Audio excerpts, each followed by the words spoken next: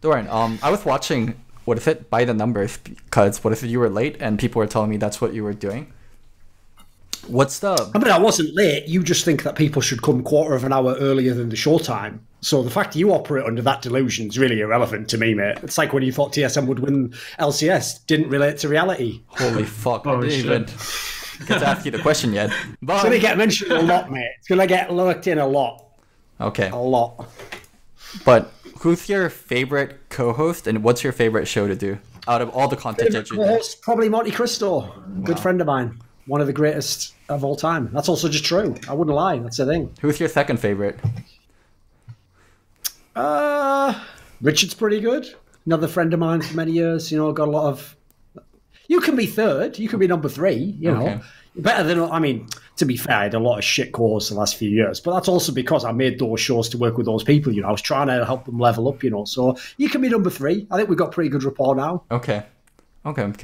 I was going to stop asking after two. I didn't want to dig too deep, but thanks for letting me know that I'm at least three. That's all right. Yeah, you're number three. Okay, we can start the show now.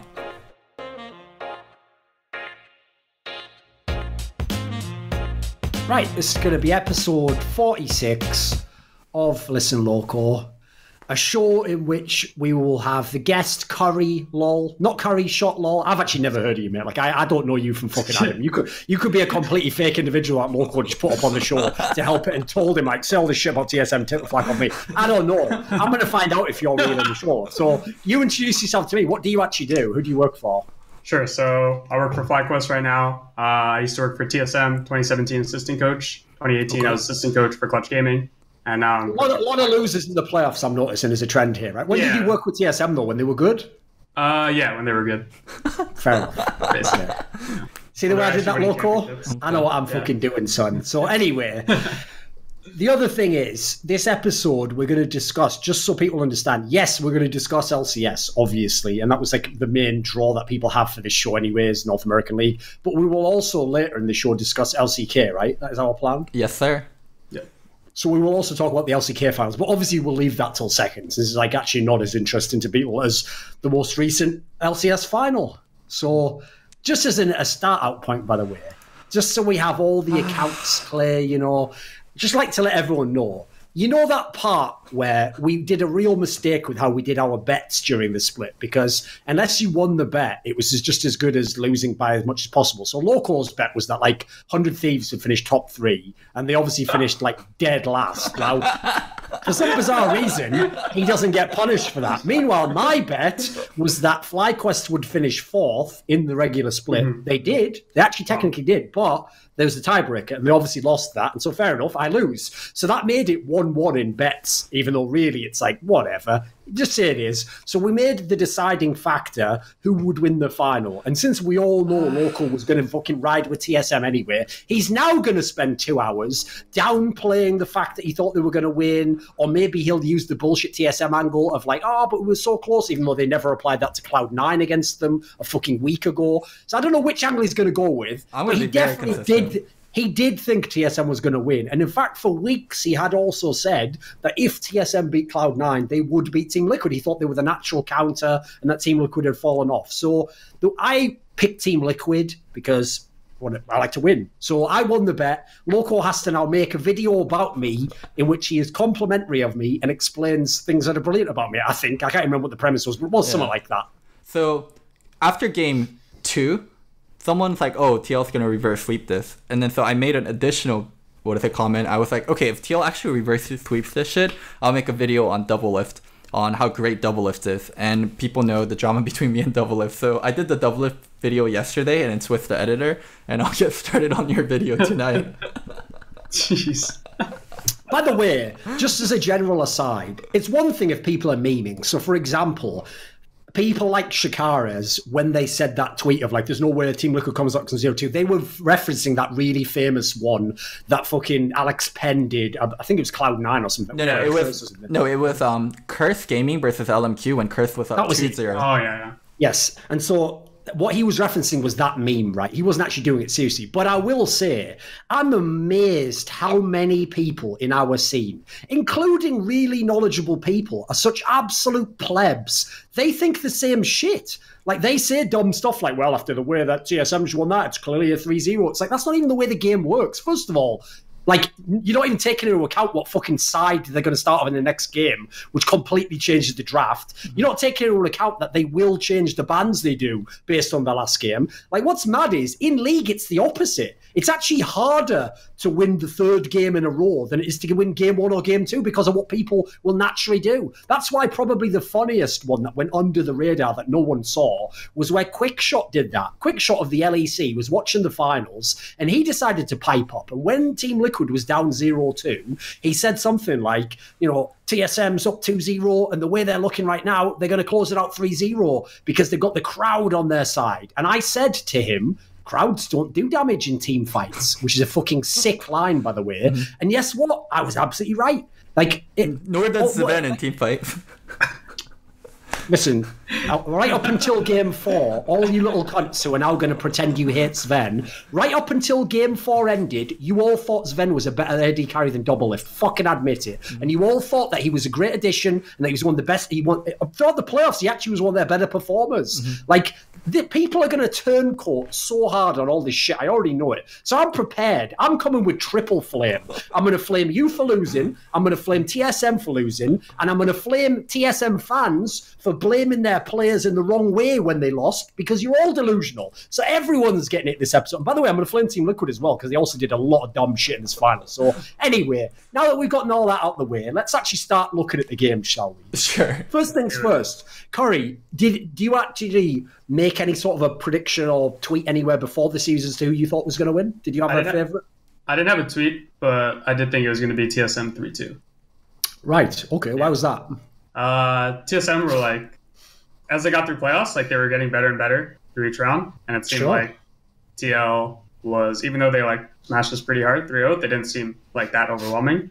And TSM seemed to have like a better grasp of meta and also just way better prepared, like in all their series. Especially since most teams considered C9 to be like far and away the best team. And if TSM beat them, then yes, you know, a lot of people just thought that MMA math, as we call it. Yes, right. If they beat them, then someone else who lost to them would surely never beat. It's like, have you ever watched the LCS before? Has anyone here ever seen? Like that's never worked at any point. It's not even like there's some ancient history where that used to work. It's never worked. That has never worked as a sense of logic. Because remember, by that logic, Flash Wolves has been like the best team in the world for the last like 3 years because they always beat the Korean teams at Worlds. So we're like, it doesn't work, does it, guys? So anyway, now let's go into the series then. Because here's the thing. I will absolutely say that this series was like this. I think this is even worse than the series that that Doublelift and Bjergsen lost to CLG, the first split they played together. You remember the 3-2 finals? Yeah. This was even worse in as much as the team that won by like the least margin probably anyone's ever won the LCS by. Like the team that won absolutely could have lost 3-2, maybe 3-1. You know, like there's a whole bunch of ways they could have lost. Didn't play particularly well through most of the series. So I wouldn't even really hype it as like they played awesome. I thought both teams had some really questionable games in this final. Both teams had a couple of really good games as well. Like I don't think it's one or the other. Like for example, the weird angle for me with the angle that people are going to ride of like, oh, TSM was so unlucky. Like, to lose 3 games in a row, luck doesn't come into that. Like, what are you talking about? Like, the ways they lost, quite comprehensive, except Game 5. I actually think the spring one, where CLG beat TSM, is actually even worse, because, like, this one, both teams came in, like, looking strong, and I think either team winning was, like, a fair conclusion, where for the CLG TSM one, people were so sure that TSM were going to win. Like, I was friends with some of the people that are associated with CLG, and we had plans to go to a day club and just chill at the pool. They literally did not want to go see finals because they thought it would be a slaughter. And then like middle of like chilling at the day club, when they started coming back, like we left early. Like CLG, even CLG supporter and people associated with CLG did not think they were going to win that one. So I thought that one was probably like the... Yeah, but the difference is that's one where like that's the pre-game expectation. I mean during the match in this one, like this was so close it was ridiculous. Like when you look at how it went, like definitely both teams could have won this game. And both... For sure. Logically could have lost, of course. Because the reason I'm saying that at the beginning is I know the way fans are, and literally just because of Game 5, now all of a sudden Doublelift's like redeemed, and he didn't play shit in any of those first 2 games, and Sven's an idiot who never could play AD carry ever, and like everyone's going to ride so hard one way or the other. And the reason why I hate that analysis is because I know they wouldn't have said the other thing if one tiny thing had changed. Like if Jensen loses Game 5, he's still a fucking loser who never showed up in the series. What was he doing? What a pussy! He didn't show up. Bjergsen. Like every narrative goes too hard one way or the other. Like it's got to like the narrative should still 95% be there. 5% of the result doesn't happen, surely. So I'm just setting that as the tone at the beginning. Like you can joke, but let's be reasonable with our analysis. So if we start on the series, okay. Curry, give us some insight. What do you think allowed TSM to win these first 2 games? The biggest thing for me is that like TSM just ended up picking like super easy comps to win with. Like in the first game, they had like they basically just got Tahm Kench Varus, who's like pretty much the strongest bot lane duo in the game, and they got it for free. And it's basically what Team Liquid would want. Yeah. Right, and it's basically like later on in the series, obviously Team Liquid started taking it, and it's basically like whoever had that bot lane duo was going to win. And then they just had really strong comfort champions. They got Rek'Sai, they got Zoe, they got Vlad. So it's like they basically had just an insanely strong comp, and TL was just like had a Heimerdinger comp. So you know, like TL had to execute really well, like, and even if they execute well, they still have a Heimerdinger. So that was like game 1 for me. It was basically just down to that. I'll go into the Heimerdinger LeBlanc matchup or Heimerdinger Zoe matchup because. So TL was scrimming random academy players because they did not have a team to scrim. Like who can they scrim? So they had to scrim academy players. And one of the academy players, Insanity, Jensen later mentioned it, but he played Heimer into Jensen, or he talked about Heimer being good into Zoe with Jensen. So Jensen pulled out Heimer in scrims, and apparently it went well. And then so they actually played it on stage. It's kind of crazy. So yeah, no, I saw it in scrims before too, and it's like it's just such a scrim champ because like Zoe can't do anything, so Heimer gets a ton of prio, but there's nothing you can actually do with Heimer prio because like he can't do anything. Like he can't do anything with jungler, he can't invade, he can't roam obviously. So it's like Zoe's basically just farming under a tower, and then she gets like once she gets like the blue book, then it's like. And Heimer starts losing, and then you have a Heimerdinger versus Zoe. And Bjerg also played the lane incredibly where he did give up prio, but he was never down in CS, and he could always be relevant throughout the whole game. Yeah. The other aspect to me here was like, this is an example of where even when I just saw that draft, I was like, oh shit, things are way worse for Team Liquid than I even thought. Like I'd heard all these stories, they're losing every game in scrims. That sort of a draft when you're the favourite, when loads of people in the community think you're going to win and you're the better team, that does not scream we are the favourite in the draft. We're going to get to it later, but this reminds me of what Griffin did against SK Telecom. Like these drafts tell you that they're like, they almost think they're the underdog because they're willing to gamble from day one. Like with the team you have in Team Liquid, if you really believe Jensen's better than Bjergsen and your team's better than Team Liquid, TSM, you don't waste your time doing a weird draft like this, something you've never even tried in an official game, and that's a scrim tactic. And remember, you're trying to do it on a final stage. I've told people this before. The last thing you want to do on a final stage, if you're the better team, is cheese. Because cheese is hard to execute under pressure. And if you fuck it up, you ruin the whole game for yourself. So, like, that already was a warning sign for me. And then the other aspect that I found really bizarre, and this will come into the rest of the series, was of all the champions in the draft, I'm not going to flame the rest of the draft that much. I think most of these picks and what they gave up is fine. But like, I am amazed at the teams in this playoffs who are fine giving Akadia and Rek'Sai all the time. Like, if you can't see that this guy gets like, he's literally like 20% better on that champion. It's even the one through the whole split that was suiting his style when they started turning shit around with the way you can invade, the way that people can't see you coming. It's actually perfect for his style. I can't believe they gave him like every game. So there were like bigger fires to put out for TL. I felt like they have to ban Sylas on purple. They have to ban Jace on purple because they don't want to give up Jace first pick. So those two bans were almost required. I'm not sure what they banned the first game. They might have banned Taric. I'm not sure what they're. I'll tell you, they banned Taric, Gangplank, and LeBlanc. No. What did TL ban? Because that's TSM. Team Liquid banned Lissandra, Akali, Irelia, Zilean, and Ryze. Okay. Wait, because basically they banned out mid, didn't they? Who's purple? Yeah. Who's purple? Who was red side? Red side was Team Solo mid. Okay. Yeah. So TL felt like they need to ban out these flex champions and these flex carries and Akali, Lissandra, Irelia. So when we talk about the whole series, I'll talk about weakness in both teams' draft. Okay. Weakness for TL is topside. Their top lane pool has huge holes. So their go-to carries are Jace, Kennen, and Gangplank. Other than Jace, Kennen and Gangplank are not the meta carries, and those aren't the best carries you want to be playing, and it really hurt them in the series. And actually, so I think I kind of disagree with that, because I think the Kennen pick is something that, like, especially like in scrims, ended up being like one of the best carry picks. Mostly because of Impact only did it one game, but it was like the Gunblade build kind of changed a lot for his matchups, and ended up making him like one of the more dominant top lane carries. So where the Kennen pick is nice as like a blind pick, it is not a flex pick, it is not a Irelia, it is not a Akali, it is definitely a step down from those like essential carry picks. So I definitely think that's a hole in their draft. And to go to TSM side, right now utility AD carries are king in NA due to the slow level of play and also mid game being very, very important. Ashe, Sivir, and Varus are the most important 3 champions for AD carry, and Zeben is actually garbage on all of them. People are going to say, oh, Zeben played Varus game 1 and he won on game 1. You go back and look at the game, Zben's Varus performance was actually pretty bad and very mediocre.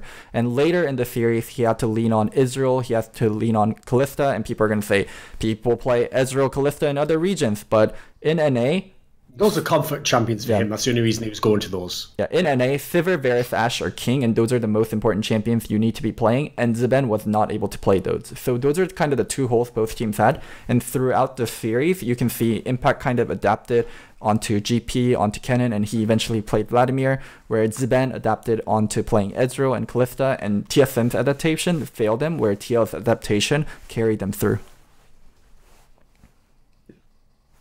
I mean, like, this is actually part of the problem. I think what we should do is just discuss topics and we'll see where it goes in the series. You don't really have to go game by game. Because, like, well, let's do that actually for the first. What we'll do is we'll do it like this. We'll talk about game 1 and 2, because that's the ones that TSM won. Game 2, 3, and 4, because Team Liquid won them in similar fashion. And then game 5 on its own. So to keep talking about game 1 and game 2, go into more of the reasons then. What do you think, Local? Why did TSM win these 2 games? And in some cases, quite handedly. Draft. Honestly, game 1 and game 2, TSM outdrafted the hell out of TL, and TL had no idea what to do.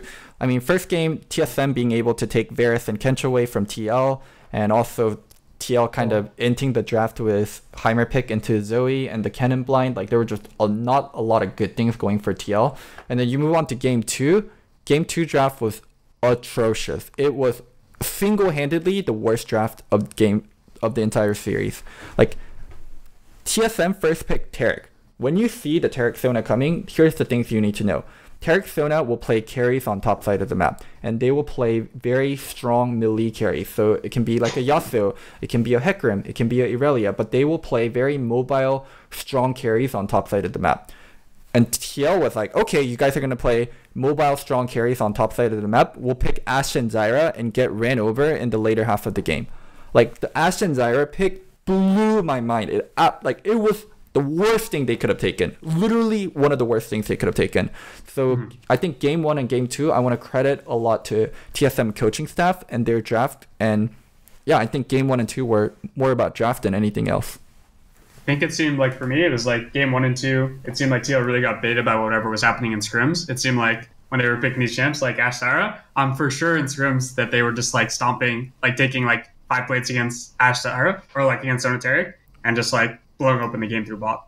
But once you get on stage and once you play like against a better team, they're not going to let you like just blow up bot for free. And like in the game 2, like they got level 2 ganked, they lost Flash and Zyra, and then basically they just couldn't pressure for like the rest of the game. And then you have Ashe Hecarim, Sona Taric. So like, yeah, I mean, it's like something that's super risky to play, and the execution for a TL had to be super high. Like they had to play incredibly well. And it's just like, that's just not going to happen against a team like this. Like, even forget how competent he as a player is on Zyra. If you can just tell me going into the draft, we're going to convince CoreJJ not to play Tahm Kench, Galio, all the picks he normally plays. We've won Braum. We've won already. Like, that's immediately someone who's less effective and is arguably the best player in the LCS right now. Like, you saw when this guy gets onto those champions we know he plays, he affects the whole map. He's fucking sick. What's he going to do on Zyra? Like you say, there was basically like one route they could have won, and they just... Pun intended on that one. And they obviously fucked it up, didn't they? Like, it was game over like 10 minutes into the game. It's depressing. Basically. Yeah.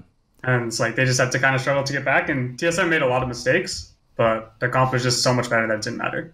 Like, put it this way, Loco. The angle that I took as to why I thought Team Liquid would win this, and I even said I thought they'll win like 3-1, 3-0, is because I thought to myself, in Team Liquid, if they believe in themselves, then what they're going to do is say, forget all the shit that TSM's doing, just concentrate on us. Draft champions we like, comps we like, play the way we played all split long, and then the idea is, stylistically, you should be a counter to TSM's style, actually, where they try to get all the shit going early game. Instead, in these first two games especially, Team Liquid was so shook, they were just trying anything. They were just reaching all over the place for fucking emergency things. And, wait, they're doing that. In that case, change everything we're doing. It's like, as a result, they were just tossed all over the place. Well, the problem is, Team Liquid showed not a great team at adapting, actually. Like, they have to play in their wheelhouse. Mm-hmm. So even though they did some draft adaptation throughout this series, a lot of it was just going back to shit that made sense, that worked for them. Yeah, so I think the standard meta right now is topside carries and bot-side utility, and TL felt like in that meta, TSM were better than them, and they were correct on that. TSM is better than them at that meta, so TL kind of reached for crazy stuff. Like, that's why it was genius, though, to do these weird like bans that basically force a reaction out of the bot lane of TL. Because TL's bot lane is the biggest advantage they have on the map. Mm-hmm. Meanwhile, the biggest weakness they have is impacting top lane, isn't it? Well, you know what? One of the players who should get no blame whatsoever for this series loss is Broken Blade. Mm-hmm. He is one of the only... I think he is the only player in TSM who played well in basically every single game. Mm-hmm. Now, it's true, the reason I think Broken Blade is an overrated player is because pleb idiot TSM fans don't even understand what a draft is. Like, they think that every player just picks the champion they want and it's the best champion for them. They don't understand that TSM literally drafts him really good champion picks and lanes all day long. But it actually is justified at this point in time because you've seen their bot lane isn't going to carry a lot of the games. Mm. And when he got any of these picks, he was doing great. Like, I actually think one of the main issues for Game 5 was just taking the Vlad away from him. Not even that Impact was like a god on it. He was decent by the end. Just taking Vlad away from Broken Blade gave you so much more of a chance to win this game. So my thing on Broken Blade is why I think Broken Blade is overrated is because he improved so much throughout the split. I think TSM overall was the most improved team in the entire season, and Broken Blade was the most improved player. But people were talking about Broken Blade as the second coming of Bjergsen the moment he landed, due to his solo queue hype and due to him doing well in Turkish League. So he was not good at the start. Broken Blade was not good at the start. Viper was better than Broken Blade midway through the season. Broken Blade was not a better replacement over Haunter midway through the season, and even arguably towards the end of the season. But people talked about Broken Blade as being like an amazing carry, like he's going to carry TSM. Like, he did do all that in this series, but you guys, like TSM fans, you guys were talking about Broken Blade so long ago before he did that. We can talk about Broken Blade as a great carry and as one of the better players on TSM, and even as one of the better top laners in the league now, after he accomplished all this, but people wanted to give him those recognition even before he did anything. So he's by far the most improved player, and we can talk about him like that now, but people that were doing it months ago, go fuck yourself. He was not that player. Yeah, no, of course not. For sure. Like, this series, like, in my opinion, like, Broken Blade was the best player, like, throughout the whole series. Like, if there's a series MVP, like, he should get the series MVP. If TSM had won, he 100% should have been the MVP. Yeah. Mm-hmm. And I think even in Game 5, like, we'll get to it later, but I think TSM's draft was actually better. Obviously, they just kind of, like, I agree. Yeah. His Akali was just, like, insane that game. He was, like, about to 1v9 because he was just playing so well. And I think he deserves a lot of props for sure. If we swap over now to the other two games, the ones that Team Liquid won, basically. So if people remember, I'll give people a quick update. Like, the third game was the one where Jensen had Syndra into Bjergsen's LeBlanc. And this was like, basically, for my money, I'll give a very quick summary. This was called the Xmithy Show, where he just showed that if you give him Skarner, like, you just take over the game, basically. And actually, that's one of the things that was interesting to me, because in Game 1 and Game 2, that's another thing. one of the factors I had as to why I thought Team Liquid's going to win is even if they get behind, Smithy is usually so good at making the best of being in a bad situation. He was shit in those first 2 games. Like, he looked shook himself. Like, he looked like he had no clue what the fuck was happening. And their entire team had almost no one playing well, I have to say, in those first couple of games. This game was like a statement game. Like, this was big time. Mm-hmm. Can you refresh me what the picks were on Game 3? Sure, this was where on Team Liquid they took Gangplank for Impact, Skarner for Smithy, Syndra for Jensen, and then the bot lane, as we say, it was Varus Tahm Kench, which obviously is amazing for Team Liquid's bot. Yeah. So, Curry, go ahead. Yeah, so I think like for this game it was basically like first 2 games like Smithy, like their win conditions were really small, and basically like in 10 minutes they already lost the game. Mm-hmm. And then this game they like switched it up. They actually took the Varus first pick, and then they just had champions that could just do a lot by themselves. So they had the Varus, they had Skarner. So it's like those champs are like really easy to play. In mid game, you just use your ults. Mm-hmm. And it's like in the other games, it was like these super complicated win conditions. It's this game, it's just like get to mid game, use your ults, win the game. And that's like when the series started changing for me. This game, I thought it was arrogance from TSM's draft, arrogance from TSM's coaching staff, arrogance from whoever made the decision to first pick Galio and go into a Kalista draft. No, TL is dependent on Varus and Tahm Kench, and you have the chance to take it away. I talked about Zeben not being a great Varus player, but it is still worthwhile taking Varus to pick it away from Doublelift. Like, why first pick Galio and go into Kalista? Why put the burden of execution onto yourself? And your top lane is doing so well. Like, this game frustrated me so much because I feel like if TSM first picked Varus or first picked Tahm Kench, TSM would have won. I think that here's the unforgivable part, Local, because here's the thing. On paper, those are all champions that these players play. But the reason it's most tilt-worthy is the order in the draft was that the first ban from Team Liquid was Lissandra. Mm-hmm. Now, the comp that TSM made is their fucking Lissandra comp. Go look at the rest of the playoffs. They were one of the only teams that could play Lissandra in a good comp mid. This is if they have Lissandra, this is their Lissandra comp basically. But instead they just put LeBlanc mid lane, and then, like you said, the bot lane doesn't make sense. So I understand if you pick losing lanes because you want the comp specifically.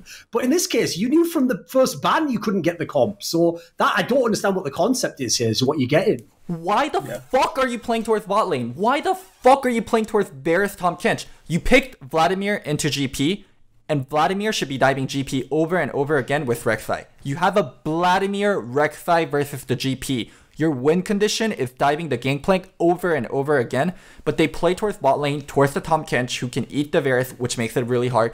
Who GP can ult down bottom, which makes it really fucking hard. TSM forced onto bot side. And by the way, Core JJ is so good at keeping people alive on champions like Tahm Kench. It is unreal. Like, you can't gank this fucking guy. You won't make it. They kept trying to dive bottom over and over again.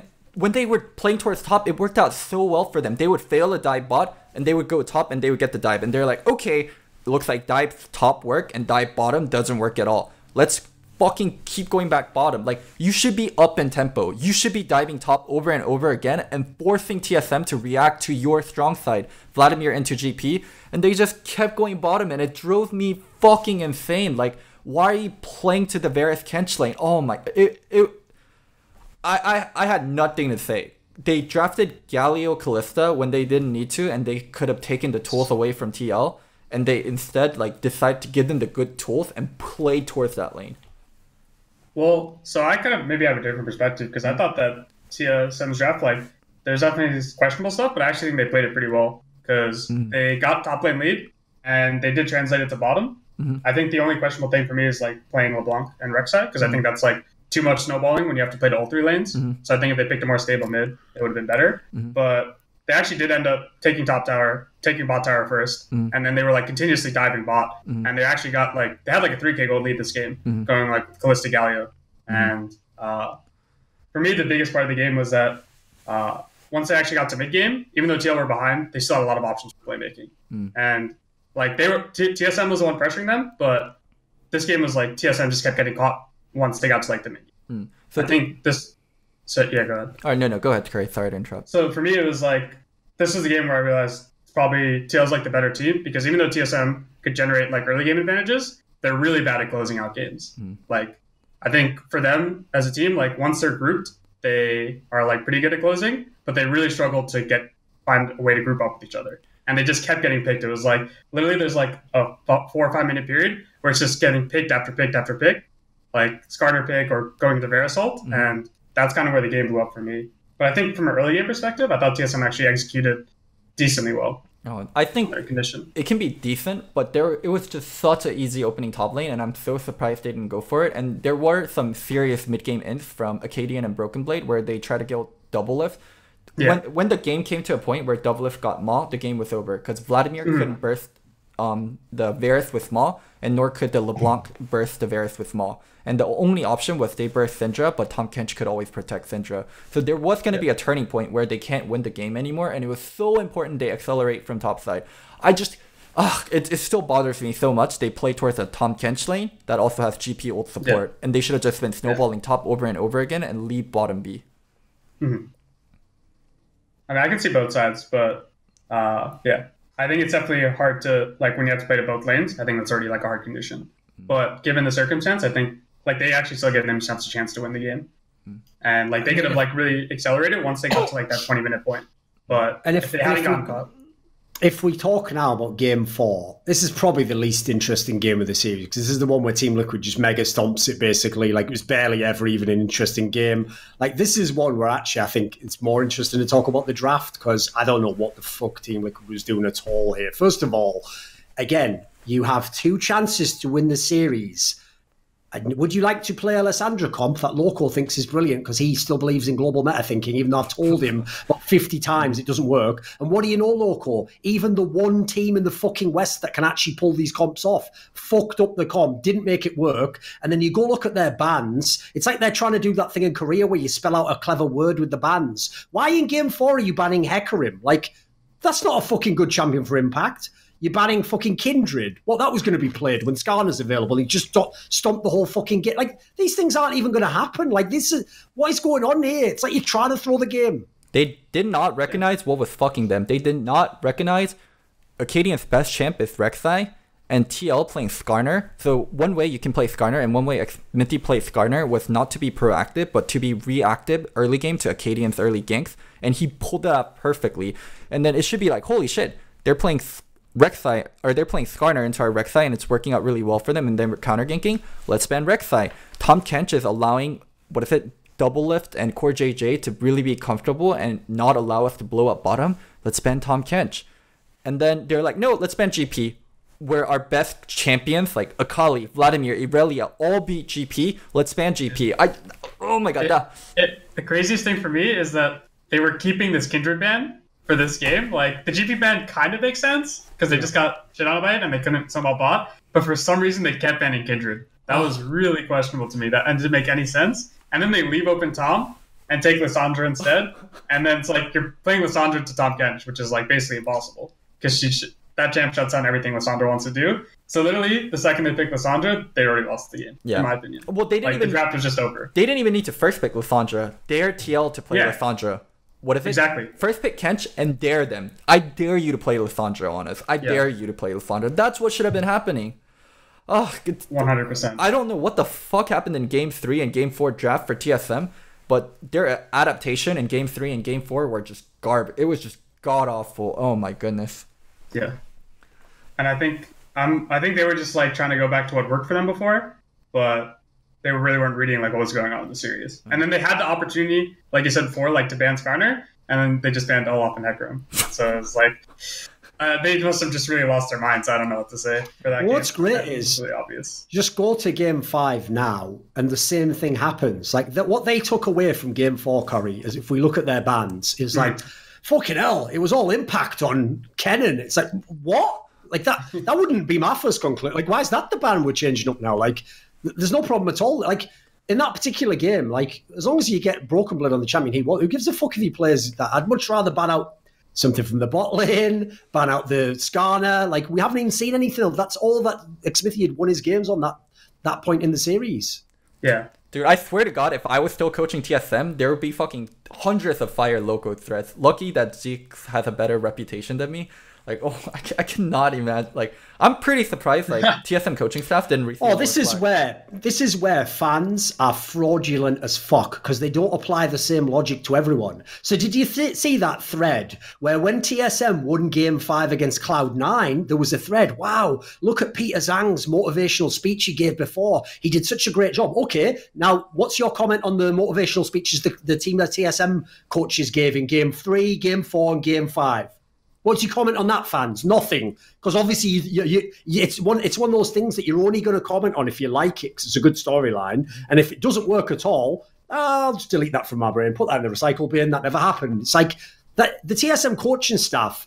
I actually think they did a worse job in Game 3, Game 4, and Game 5 than anyone else in the team did. Fuck saying Sven lost this series. No, he didn't. He lost Game 5, and he didn't play great over the whole series. But actually, Doublelift wasn't playing that great. Team Liquid made plenty of mistakes. TSM coaching staff threw this game harder than anyone else, just in the fucking draft phase. Yeah. One thing in Game 3 and 4 that I really want to talk about is Jensen's performance. So people were asking me, Jensen didn't play that well. What do you think of Jensen's performance? He had a subtle performance, I think. He had a really, really good performance, but it's extremely hard to tell why he played well. Yeah. Why is it hard to tell? So he's surviving versus a LeBlanc Rek'Sai. As a Syndra, he's surviving versus a LeBlanc Rek'Sai and not getting killed. He's playing versus Lissandra Rek'Sai and not getting killed as a Zilean. Earlier on, where Jensen played well is cuz mid isn't blowing up. That's Jensen playing incredibly well. Like, Bjergsen and Acadian have some of the best 2v2 mid-jungle synergy in North America, and you're giving them incredibly dangerous tools. You're giving him LeBlanc Rek'Sai. You're giving him Lissandra Rek'Sai, and you're telling Jensen, just live, just survive somehow. And he actually did. He didn't give up kills. And that was what was really great about Jensen's performance. And that's where I think a lot of fans kind of overlook how well Jensen played. He played well by not dying. He didn't play well by killing someone. He didn't play well by making a game-winning play. He played well by being put in such an uncomfortable situation and not dying. Yeah, I agree. For sure, the first play in Game 4 where they have to kill him, he baited that play super well. He was walking just far enough where they're like, oh, I think we can go, but they couldn't actually really get in range, and Xmithie was right behind him. And the second that they forced that play, which is the play you have to make if you're playing with Sandra Rek'Sai into Zilean, because if he gets 6, then your comp falls apart. So they go for that play, Xmithie's right behind him, they get 2 for 0, the game's instantly over. It's just unwinnable for TSM at that point. And I think he did really well to make that. The thing on the topic of Jensen is this: it's a topic that no one can talk about fairly because they're all bringing the baggage of past years into it. So all the TSM fans, when Game 5 arrived, we literally decided, right, listen, we're all agreed. No matter even if Jensen wins, he didn't really win. He just got carried by Doublelift. Now we're all going to create that narrative, right? Meanwhile, when Bjergsen beat Jensen all those times, we all pretended it was a 1v1 game and Bjergsen won the game. So even though that's unfair as fuck, they were all ready to do that, right? So as a result, Local, like you say, even though Team Liquid won, I saw a lot of comments that were like, what did Jensen even do? He didn't do anything in the series. It's listen, I'll go ahead and say it. If we're picking MVPs, he's nowhere even close. In fact, I'd have Broken Blade over fucking Jensen for this series. Much better player. But I will say this. Considering, yes, he didn't do much in the first few games, Game 4 he played well, and Game 5 he just did loads of shit that won't show up in a scoreboard, that won't show up in the highlight. He won't make a replay where he just gets one nice chin and then jumps back out again and baits them out. That's not a highlight. But in the game, it was really key. He played on a fucking knife edge the whole time, and as you say, survived, made some key plays that allowed them to get into good situations. Actually, I thought he played in Game 5, considering all the pressure and all the history, a very, very respectable game. And crucially, like you're saying, he just didn't cost them the game. He never made any mistakes that would throw the game away. No, a lesser mid lane would have cost them the game. Jensen soaked pressure so well in Game 3 and 4. And put it this way, all the fans who were like, why did they even get rid of Pobelter? Mate, Pobelter would have lost this game, I'll tell you right now. This would have been the game. And not by being a shitter, just by not being Bjergsen. He would have just lost mid lane. He would have just gotten picked at one point in time. He would have just lost the game. I'll agree with you. Jensen wasn't better than Bjergsen in the series, but you know what? There's another topic I want to bring up. Right after Game 2, Loco, everyone was on their high horse. I told you Bjergsen's the best player in the LCS. What a sick player. So where was Bjergsen in those last few games? I didn't see him. He seemed invisible to me. Now, that's not because he played bad. He didn't play the game-losing play and fuck the game up. No, but that's the other thing. you never saw him, did you? You never noticed him making anything happen. He was just a person dying sometimes, like the rest of them. Like, I'll say, I personally will blame the coach. I think if you put him on Lissandra, you already limit him. He's not going to carry the game. But on the other 2 games, mate, Zoe in a game 5, that champion's busted as fuck. If you're the god carry, go ahead, carry the game. So, as president of Bjergsen fan club, even I would say I think Jensen had a better series overall. Curry, what do you think? I think it's debatable, but the point is, like, people would have put Bjergsen up here and Jensen out. I think it's very debatable. I think I'd probably give the nod to Bjergsen for the 5 games, but it wasn't that extensive put out with. I think it's super debatable for sure. I think the biggest difference for me was the difference in the way they played LeBlanc. If you look at Bjergsen's LeBlanc game, he really didn't do anything. Like, the way he played from side lane, the way he, like, set up flanks on the champion, and the way they played around LeBlanc, like, didn't make any sense. Like, they were basically just 5-man grouping with LeBlanc and not really, like, properly pressuring with the champion, as opposed to the way TL was playing it in game 5, where they were always getting pressure through topside, and Jensen was always pushing out his wave, always giving them more windows. And then when it actually got to, like, teamfight phase, Jensen was, like, finding really consistent flanks. And so he was pressuring their carries a lot more than Bjerg was playing in game 3 when he was on the LeBlanc. Yeah, go ahead. But so that game 5, Bjerg was, like, popping off too on Zoe. So it was, like, very even. So I think it's, like, really hard to tell, but I think just given the fact that TL ended up winning, like, I would give Jensen the small edge, because game 5 ended up being, like, obviously the most important game, and I think he edged out by playing his champ better. And obviously, you know, there was some other stuff. So from my point of view, Jensen's, like, whole reputation is Jensen's a choker. Fairly or unfairly, like, Jensen's reputation is Jensen is a choker. So as a choker, you're in a match point game in game 3 and game 4, where the enemy mid and jungle has tools to kill you and you should be dying. And you're not dying, and you're not breaking. Like, Jensen at his core, and like what people expected out of Jensen was to choke and was to get carried by Doublelift, and he defied that. Like, he played well where there was so much pressure onto him. Like, throughout the whole series, like, even go back to the start of the series, like, Zben fucking with Jensen by doing, like, the whole height thing, like, before the game even started. Like, there was so much pressure on Jensen to fuck up and for Jensen to break, and Jensen didn't break. There was even pressure from Doublelift doing the fucking tweet saying, like, come and check out the trophy case after this weekend. Like, that would have backfired so badly if it had gone to shit. Dude, even in the promos, Doublelift is saying if TSM had any other mid other than Bjergsen in the C9 match, that they would have lost. That's a shade at Jensen. That's subtly a shade at Jensen. He didn't mean it that way, but there's like... No. Here's what he said, though, is when they did the promo, and this is the key thing that people picked up on, they're right, by the way, Loco. Doublelift did that thing. Because the thing about it, I've made this point years ago, one of Doublelift's biggest problems is, because he's someone who talks so fast, he's someone where, like, the thought instantly transmits to his mouth and comes out. That's why he has a hard time not saying stupid stuff sometimes. So as a result, anytime he edits himself, you can see it happening in his brain. So what he actually said was, he goes, like, you know, even on a bad day, he's better than 8 out of 10. And the way he paused was like, you know, his brain, because the famous comment is 9 out of 10, isn't it? Everyone knows that comes off the tongue. Yeah. He's obviously about to say 9 out of 10. And then his brain goes, hold up a minute. You have Jensen. He goes, 8 out of 10. And let's not talk about which the 8 are. Like, you know, like, it's like you almost should have just said that as well. Like, it's ridiculous, isn't it?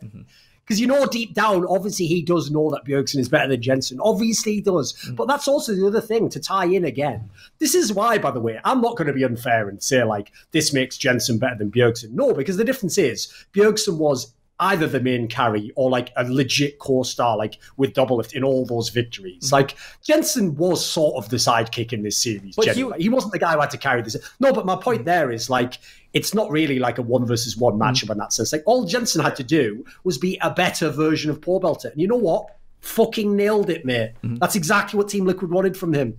I still will argue for how well Jensen played that series. I know a lot of people won't get it, but the positions he was put in was really fucking shitty. Like, he was supposed to die. He was supposed to fail. And they also helped them in draft with those picks. Sure. And Jensen did not fail. Jensen did not crack. He did not break. And he made sure to never die in super important situations. So I cannot give enough praise to how well Jensen played this series. Right, let's talk then about the infamous Game 5, right? Because there's so much you can talk about this one. I know fans think it's simple, like, oh, it was just that Team Liquid, Team SM threw the game and Sven is the worst player. Like, no, that is such a reductive version. It's unreal. So here's the thing, right? First things first, I want to get Curry's take on this before anyone else says anything. I don't want him to be influenced in any way. Right, Curry, the angle I want to ask you about first is, if you look at the game and you're just a casual fan, TSM looks like they're that close to sort of like wrapping it up, right? Everything's going great for them. The game's looking great. They seem to have the picks they like. What do you think went wrong? Why didn't they win this game?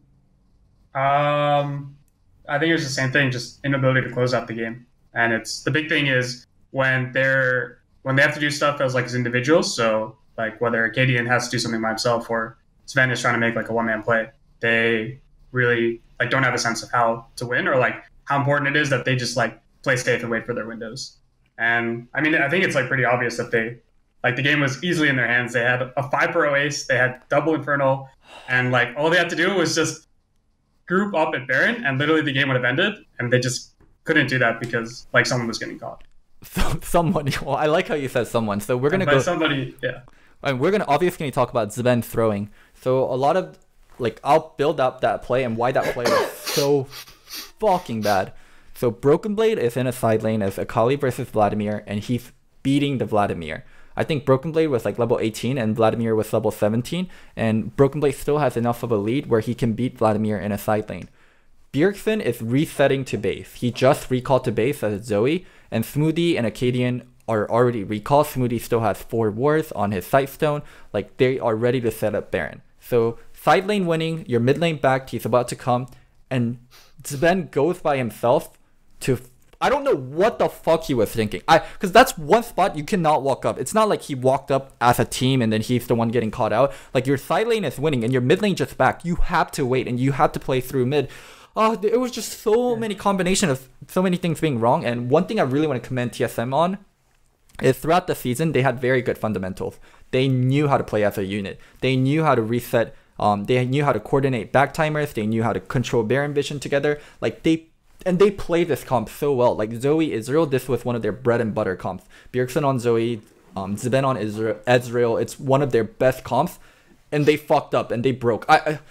I have no idea why he did it. It has to be pressure. Like it's not like it's unprecedented though. Like, if you go to the beginning of the split when they were losing games, he got caught out a bunch in those games as well. Like, he would just be like, what's bizarre is that was when I actually took the other angle on it. Like, early in the split, it looked like he was trying to play like European macro style play, but in NA where no one else does that. So everyone else was sort of like, what the fuck are you doing? Why are you rotating the mid now? It's like, oh, I thought that's what we're doing. Aren't we just pushing in? Like, no, in our team, we stay in the bot, like, we just play it out normally. So, like, he has definitely made some missteps throughout the split as well. Like, I think it got covered because he had a great playoff run, but he was always, for me, one of the liabilities in the team. For me, I thought TSM's fundamentals were actually, like, pretty poor compared to even some, like, the other teams, like, below them in the standings, where it's, like, I really don't think they play that well through, like, side lanes. And like I said, like, individually, like, when they're playing, like, 1-3-1, or they're playing like comps where like when they're pushing out sides or they need to play safe, they actually mess up a lot of those windows. And we saw that earlier in the series too. That's the reason they lost game 3. If you look, they're a team who the reason they have to be so proactive early is they need to basically snowball a lead. If they snowball a lead, it's great. Yeah, then they can win the game, of course. But if they get behind or things go bad in the mid game like this, like, here's the thing. That's the one angle I have on it, Loco, is I actually don't buy the angle that they were definitely going to win if Sven doesn't get caught there. Like, they were this close, yes, to victory, but they were also 5 minutes of nothing happening of game time of Team Liquid's comp being completely online. Like, Impact is, you know what, this guy's a fucking brilliant player because he is so much worse as an individual mechanical laner than Broken Blade, but he actually understood the concept of his champion in this game, which is, I'm not even trying to win lane. I can't win lane. I'm just going to farm whenever I can. Anytime I get close to dying, I'm just going to emo plague instantly just to stay alive. I'm just going to get to the 40-minute point of the game, and then I'm going to zone everyone off in the team fights and just go around in the ultimate of Vladimir. That's it. And because he was now listen, the game was almost over, but you said that's what he did. That's literally what he did after this point in the game. I thought Impact Vladimir was actually really bad. He got solo killed. I thought he played so bad this game. Yeah, I agree. He got solo killed by the Akali. If you compare it to Broken Blade Vladimir, where he's always looking for flanks, Impact played like just a normal backline. Like, the cool thing about Vladimir is you can flank as a mage. You're very swift. You're very fast. That's not Team Liquid style though, mate. But you have to be when you pick Vladimir. You cannot play Vladimir that way. So the thing is, it's like they played this they actually played this exact matchup in like week 8, and like Broken Blade destroyed him. And then he opted to pick it in game 5, and then he got destroyed again, where it's like, sure, if you want to like play safe and farm and go down 20 CS, that's fine. But he got solo killed. He lost his tower. and then he let Broken Blade have like permanent priority. And the only reason Impact was allowed to play the game is because Ven got caught and then TL got Baron. But I'll put to that point, Vlad had no other impact in the game because he was stuck in the sideline. There's fans talking about, see, I told you, Impact can play carries. Did you not see his Kennen and Vladimir? You mean the 2 Kennen games where he fucking lost, and the GP game where he was handed the win, and the Vladimir game where he didn't flank once on Vladimir and he got solo killed? His carry play is bad, and people are going to say, Loco, Reaper is a better... He's the biggest liability in the series, obviously. As in, like, if you look at the pool, if the meta hadn't switched halfway through the split, he would have been covered. He would have looked fine. Like, if it was still Sion top lane every game, he'd look brilliant. But as soon as it switched to carries, that was a legit reason already to think TSM had a chance. Loco, but Reaper's a better coach than you. He won coach of the split. He took fucking C9 to the semifinals of Worlds. Reaper says Impact played fine. Reaper says Impact's not a liability. Straight up, Reaper and Impact are really good friends, and Reaper's defending Impact. Like, I'm not saying, like, he's not lying, but he's just defending a friend. Like, go back and look at the plays. Like, Vladimir does not get solo killed by Akali. That is not how that matchup normally plays. Yeah. Impact didn't fucking flank once on Vladimir. Do not tell me Impact played fine. Do not tell me his champion pool is not a liability. You're just gonna quote Reaper, and Reaper is defending his friend, and, like, if you can't see through that, like, it's just pure blind fanboyism. Yeah, I think once they got later into the game, he played like Vlad pretty well. But once you have like 3 items on Vlad, he's like a pretty easy champ to play, like 40% CDR. That's why I say though, like for me, the timer was already really key on TSM. That like if they wait much longer, first of all, Kai'Sa's just farming the whole game long, the whole fucking game long, and then you've got the Vladimir is almost at the point you can't kill him. Yeah, but for me, it's like the reason that the game snowballed so quickly in that direction is because like as soon as TL gets Baron, then their comp comes online. But if they can't get Baron, then they can never do anything there. Yeah. So I was because TSM is going to have full control, and eventually, if they have full control, Zoe's going to hit a big bubble, and then they're going to get Baron. That's how like the comp works. So I would say is if Zven didn't throw, TSM was at 60-40 or 65-45, or 35, and that would slowly change. That would get closer to 55-45, 50-50, and then 55-45 for TL. And it was at like that turning point, but it was a really, really important point in the game because they had the side lane that could still win.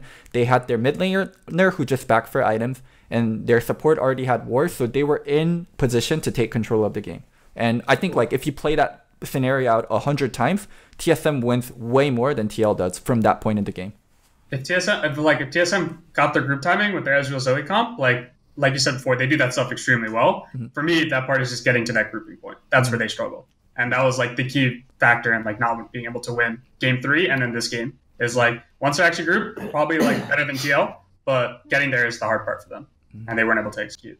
And then another thing as well that actually tilted me about people's analysis of this series is like, if I'm a TL fan, aside from just for banter, I wouldn't talk any shit after this series because your team looked so fucking shaky. Even in game 5, it's unreal. Like in this game, Team Liquid, as you saw throughout the series, is clearly the better 5v5 teamfight team, but they themselves were scared to get into team fights half the time. Like, one of the other factors is, right, just because Doublelift won this championship, this is going to be one of the least meaningful ones in terms of his performance I've seen him ever win. Like most other series, he's the best player on his team. He got MVP.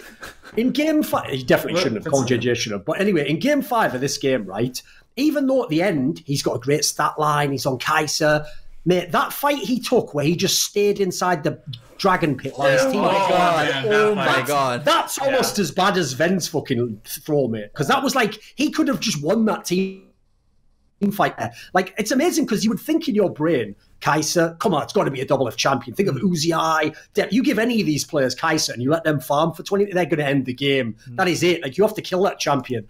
This guy was like, even when he was winning fights later on, he was just like stood still. Like he was actually, I think he was shook in this game, mate. I think he was scared. So as Kai'Sa, what you do when you're near an objective is you need to hit something 6 times and then you need to go doink, doink, doink to make sure you keep up your Guinsoo proc. So it's correct for Doublelift to go in the pit and hit the dragon 6 times to make sure he can get his Guinsoo Rageblade stacks. And as soon as he has 6 stacks and the fight starts up, he wants to ult in the fight and start fighting.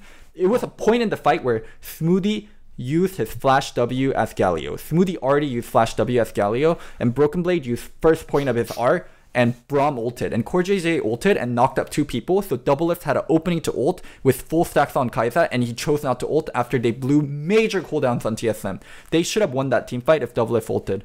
So I think for that, it was like, what happened was TL were giving like every single dragon before that because they were too scared to fight. And so for second Infernal, I think they were really pressured to get it because they felt if they lost second Infernal, there's no way they could win. Mm-hmm. So to me, like, I don't think the correct thing is to go in the pit. I think you should be outside the pit and hitting Dragon. Like, they should pull Drag out, and then he should be able to hit from outside, and then he should just ult reposition during the fight. But if you have to use your ulti to get into a fight that you're already losing, then you're going to lose the game. Yeah. So it's like he needs to be hitting and then reposition later. But it seemed like they were just super tunneled and trying to like get in and get out. But there's no way TSM is just going to let them get in and get out. They're going to fight them.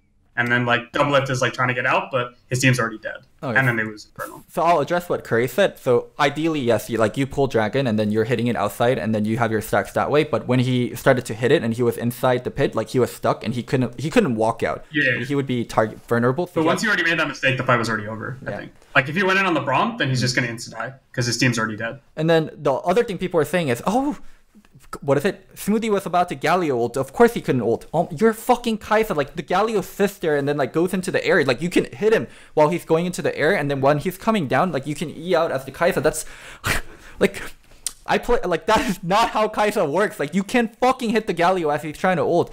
Oh, it's just so fucking frustrating to watch. Like, I know I'm a Doublelift hater, but even Doublelift, when he reviews that play, he should know the mistake. Like, I think that whole series, mate, it's hard if you Doublelift to brag about this series. Like, you played some good games of Varus, which is like fucking everyone plays that at the moment. And aside from that, you were pretty quiet this whole series. Yeah.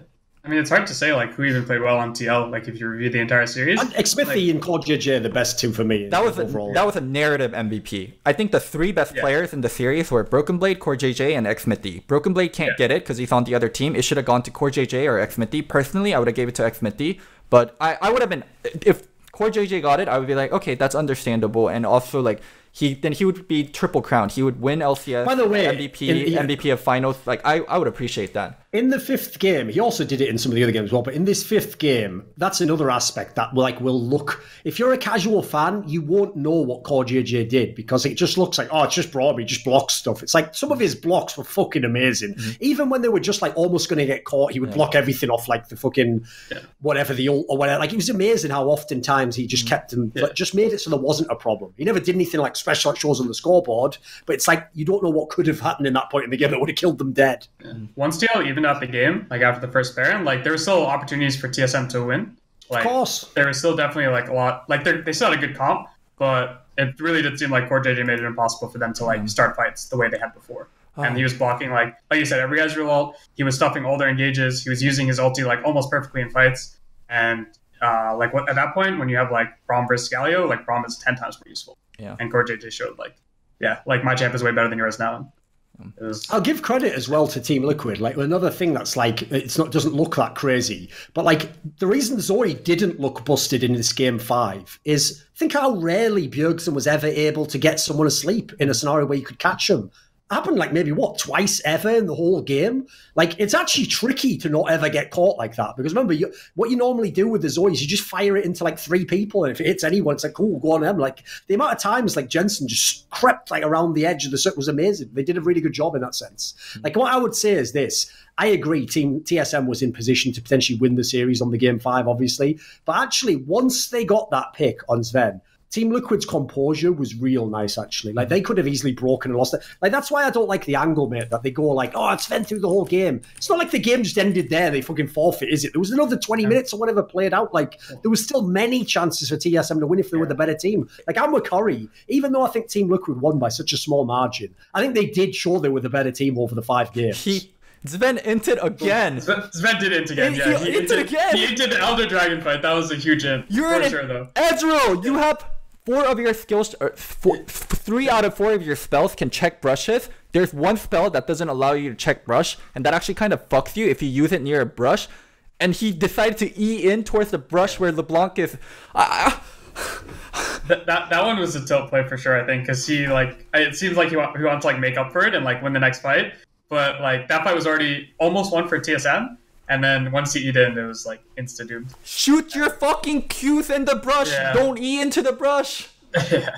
I think for me, like, still going back, like, kind of in reverse, talking about draft, because I didn't really say it before, but I still think, like, TSM's draft is actually way better than TL's. Like, I would never want to play TL's draft, because they literally, for the first 25 minutes, 30 minutes, they have, like, no options to do anything. Well, they can't play through top, they can't play through mid, they can't play through bot. They're just like waiting for TSM to basically mess up. Gib By the way, Conley. Loco, Yeah. just as an aside, can I ask you this, right? What? Since obviously you knew the whole bet was going to ride on this fifth game, and Yeah. obviously, I bet when they were 2-0 up, you thought this is easy, it's definitely going to happen. Yeah. But when that fifth game happened, right, you saw the draft, you were going into the game. I bet right up to that second, the seconds Ven got caught, I bet, I did a tweet where I said Yeah. you're on full ball. Yeah. I bet you were. I bet you were on absolute Yeah, full so- ball. So I was watching with my friend, so we were doing Because if you notice, I didn't talk any shit in that game. I didn't say anything because I thought they were going to fucking lose the way it was going. I was like, I'll hold back on this one. But when I saw that one, I was like, let's dance, let's go. I was watching with a friend. My mind was getting blown. I was like, "There's no way I lose this." And also, to go back to the draft, Curry, you said TSM drafted better than TL for Game 5, right? And then Yeah. now let's add context to the draft. Let's add you have Impact playing Vladimir, a champion he's incredibly uncomfortable on. You have Broken Blade playing Akali, champion he's very comfortable on. You have Bjergsen playing Zoe, a champion he's very comfortable on. You have Acadian on Rek'Sai, champion he's very comfortable on. If you just look at the draft, then TSM won the draft. If you give context to it, TSM's draft is so much better. If you add all the context of the series, of what champions people are comfortable with, and they still managed to lose. Oh my god. Yeah. I agree. Because, like, if you told me that your top side is LeBlanc, Skarner, Vlad, I'd be like, wow, you really just don't want to play, like, this game out at all. It's, like, impossible to play that against, like, Akali, Rek'Sai, Zoe. Like, they should have full control, and they basically just smash the game through top side. And then your bot lane is Ezreal, so he can just hold on. And, like, I think the only really questionable thing that TSM did was, like, maybe they should have banned Vlad, but I think the Cannon ban was still really good. So I think for me, it was like complete outdraft from TSM, and like that's good on the coaching staff. But TL like really trolled. But the fact that they're able to still win says a lot about the kind of team they are, I think. Because that's like, yeah. Croissant is saying like it's 4 comfort and 4 comfort on TSM, 4 comfort on TL. Like ask yourself the question, if you think TL draft was comfortable, how comfortable was Impact on Vladimir versus anyone else on TSM? I don't think anyone else on TSM was in an uncomfortable position. Like Vlad is such a crucial by the way, that you're playing. even the way they played it, they sacked that fucking Vladimir completely. They were like, you know what, fuck you, Impact. Just do whatever you can, mate. We're not helping you at all in this series. But it's like if you're playing LeBlanc into Zoe, which is like maybe LeBlanc is a comfort champ, you need like Rek'Sai, Lee Sin. You need like someone who can actually like gank pressure her. Skarner cannot do anything. They can't do anything pre-6. And then like even post-6, it's still really hard. So you can't play through mid. You can't play through top. And then you have a Braum, so you can't play through Braum. So yeah, definitely seemed like a really hard draft to play, and they didn't look comfortable at all in the first like 25 minutes until they were able to group up. TL had to force the bot-sided draft. They had to force like a Kai'Sa, where it is not very meta and it wasn't a very comfortable champion to be taking. Doublelift played utility ADs throughout the whole series. Ashe, Varus, Sivir, Ashe, Varus, Sivir, Ashe, Varus, Sivir, and in Game 5 They didn't even swapped play up. any until Game 5. They didn't play any protected doublelift whatsoever in this series. That was even the maddest thing. I even said it after Game 2. Like my joke on Twitter was like, "Has Team Liquid ever heard of Chex Notes protecting the doublelift?" It's like, what are you guys doing? Like, why the fuck are you playing these drafts? Like, everyone always talks shit about your team only playing through doublelift, and now in the finals, you're not going to play through them at all. Game 4 was kind of protected doublelift with Varus, but other than that game and Game 5, yeah.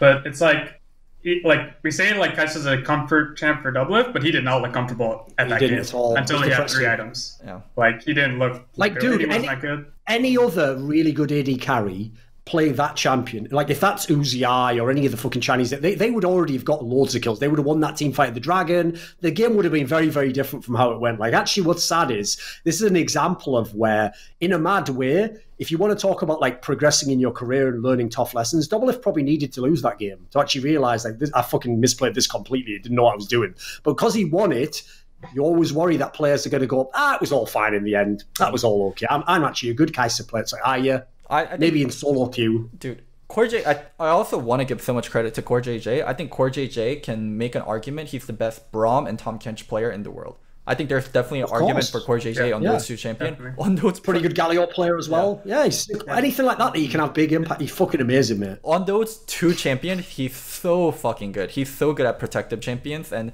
paired with Doublelift, that makes TL so strong. They have the like, you know what? If I went back in time now, Loco, that's where I would target them in the draft. I would just make sure those champions are never available for CoreJJ. I think like Braum is whatever. Like you can let him have Braum, but Tahm Kench is a different level altogether. Like Tahm Kench is, it is the ultimate denier champ. Like literally, I'm not exaggerating because I'll give the analogy because I'm going to talk about him in a minute. So everyone knows Mata loves to play Tahm Kench as well. Core JJ is better on Tahm Kench than fucking Mata is, mate. I don't care that Mata just won the LCK. Like I'd agree on certain champions, he's a fucking amazing. Like legitimately one of the best players in the world. Oh. I think for like Tahm Kench specifically, it's like in terms of supports, it's the supports like that you can do the most on as a champ because his ult is just so broken. But like you also have to it also depends like how good you are and how many angles you can see. And it seems like every time Core JJ has the smallest opening, he uses it extremely well. And if you just like look at the skill gap between him and other Toms in NA and other regions, it's like the way he uses ult, the way he uses pressure, it's like not even comparable. Like doesn't even seem like the same champion. That's why I say it. I add Galio in as well. If you add the ultimates, the globals of Galio and fucking Tahm Kench, he is so good at using them to get like skirmishes and picks. It's amazing.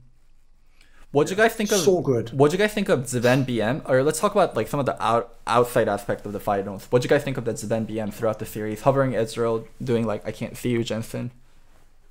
Well, no, he hovered Echo. That was Echo. Now, here's the thing. Ezreal, First things first, as I said on Twitter, I hope the first 2 games that Jensen next plays against Sven, he's hovering fucking Ezreal all day long. Just hover that champ. If fair's fair, right? If he's going to do it to you, do it to him.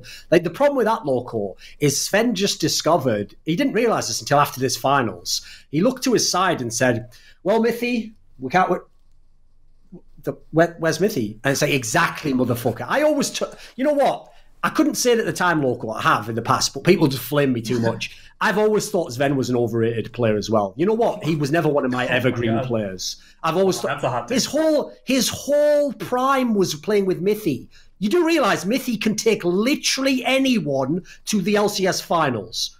He took, first of all, before Freeze was a known player, Mithy played with him. Then he took Tabs, who just roll swapped from mid, took him to the final of LCS. Then he took Nobody Kneels and took him to World's Top 4, finals of LCS. Now he's took a guy called Patrick, who half of you in NA won't even know. He was never an elite player. He's a good up-and-coming player. Took him to the finals. What's the core factor here? It's fucking Mithy. He's one of the god supports. Like, this is one of the players who was going to go down as like a Hall of Fame player. Sven, at times, was a very good AD carry within the meta that fit him when he could play Ezreal, play Kalista, play all these different champions in Season 5 going forwards. But I always want to see a player like that separated from the guy who I think is the better player. So when I've seen Sven on his own now, he's still a good player. He's probably average to above average.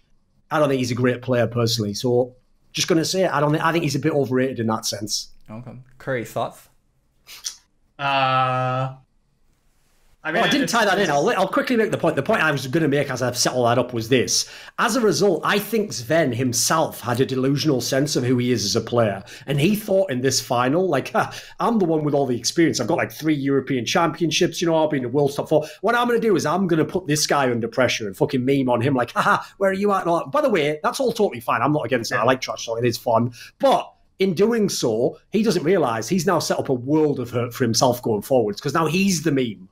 I mean, I think that's a good thing about trash talk. I think it's all fun in games until someone becomes a meme. I think it's like in the past LCS, like other than like Doublelift, most players have like trash talk after for the most part, and it's way better to trash talk before. And like, if you're gonna get memed, then fucking get memed, and like like make yourself like actually put yourself out there and like say we're gonna shit on these guys. So I like that part of it. It makes it more fun and interesting to watch. In terms of Sven being overrated, it's really hard to tell because last split, Mithy looked really awful on TSM and Sven looked good. And then when they split up, they both had more success away from each other. Like, you know what? Here's what the ultimate shit talking would be now, Curry, right? I agree. You should probably do it before the game to make it extra spicy because then you actually put some risk in the game, and you get rewarded for that. But if Jensen wanted to do the ultimate trash talk, here's what he does.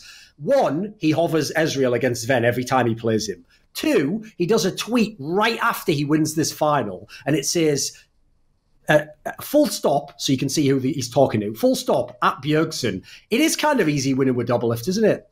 Because then what you do is, the genius of that trash talk, Loco, is you're saying, not only did I just win now, but you're implying, all those times you beat me, you had Doublelift, didn't you? That's fucking sick. So get someone, right, you've got to have a lot of money, so it's got to be like Steve Arnett said. Hire me, mate. I'll make your trash talk 1,000 times better. I'll blow this league up. Okay. Yeah. I want to defend Zben. So Yeah. from what I know, Zben, let me double check. He still hasn't tweeted, so he's kind of in the dumps. Let me double check.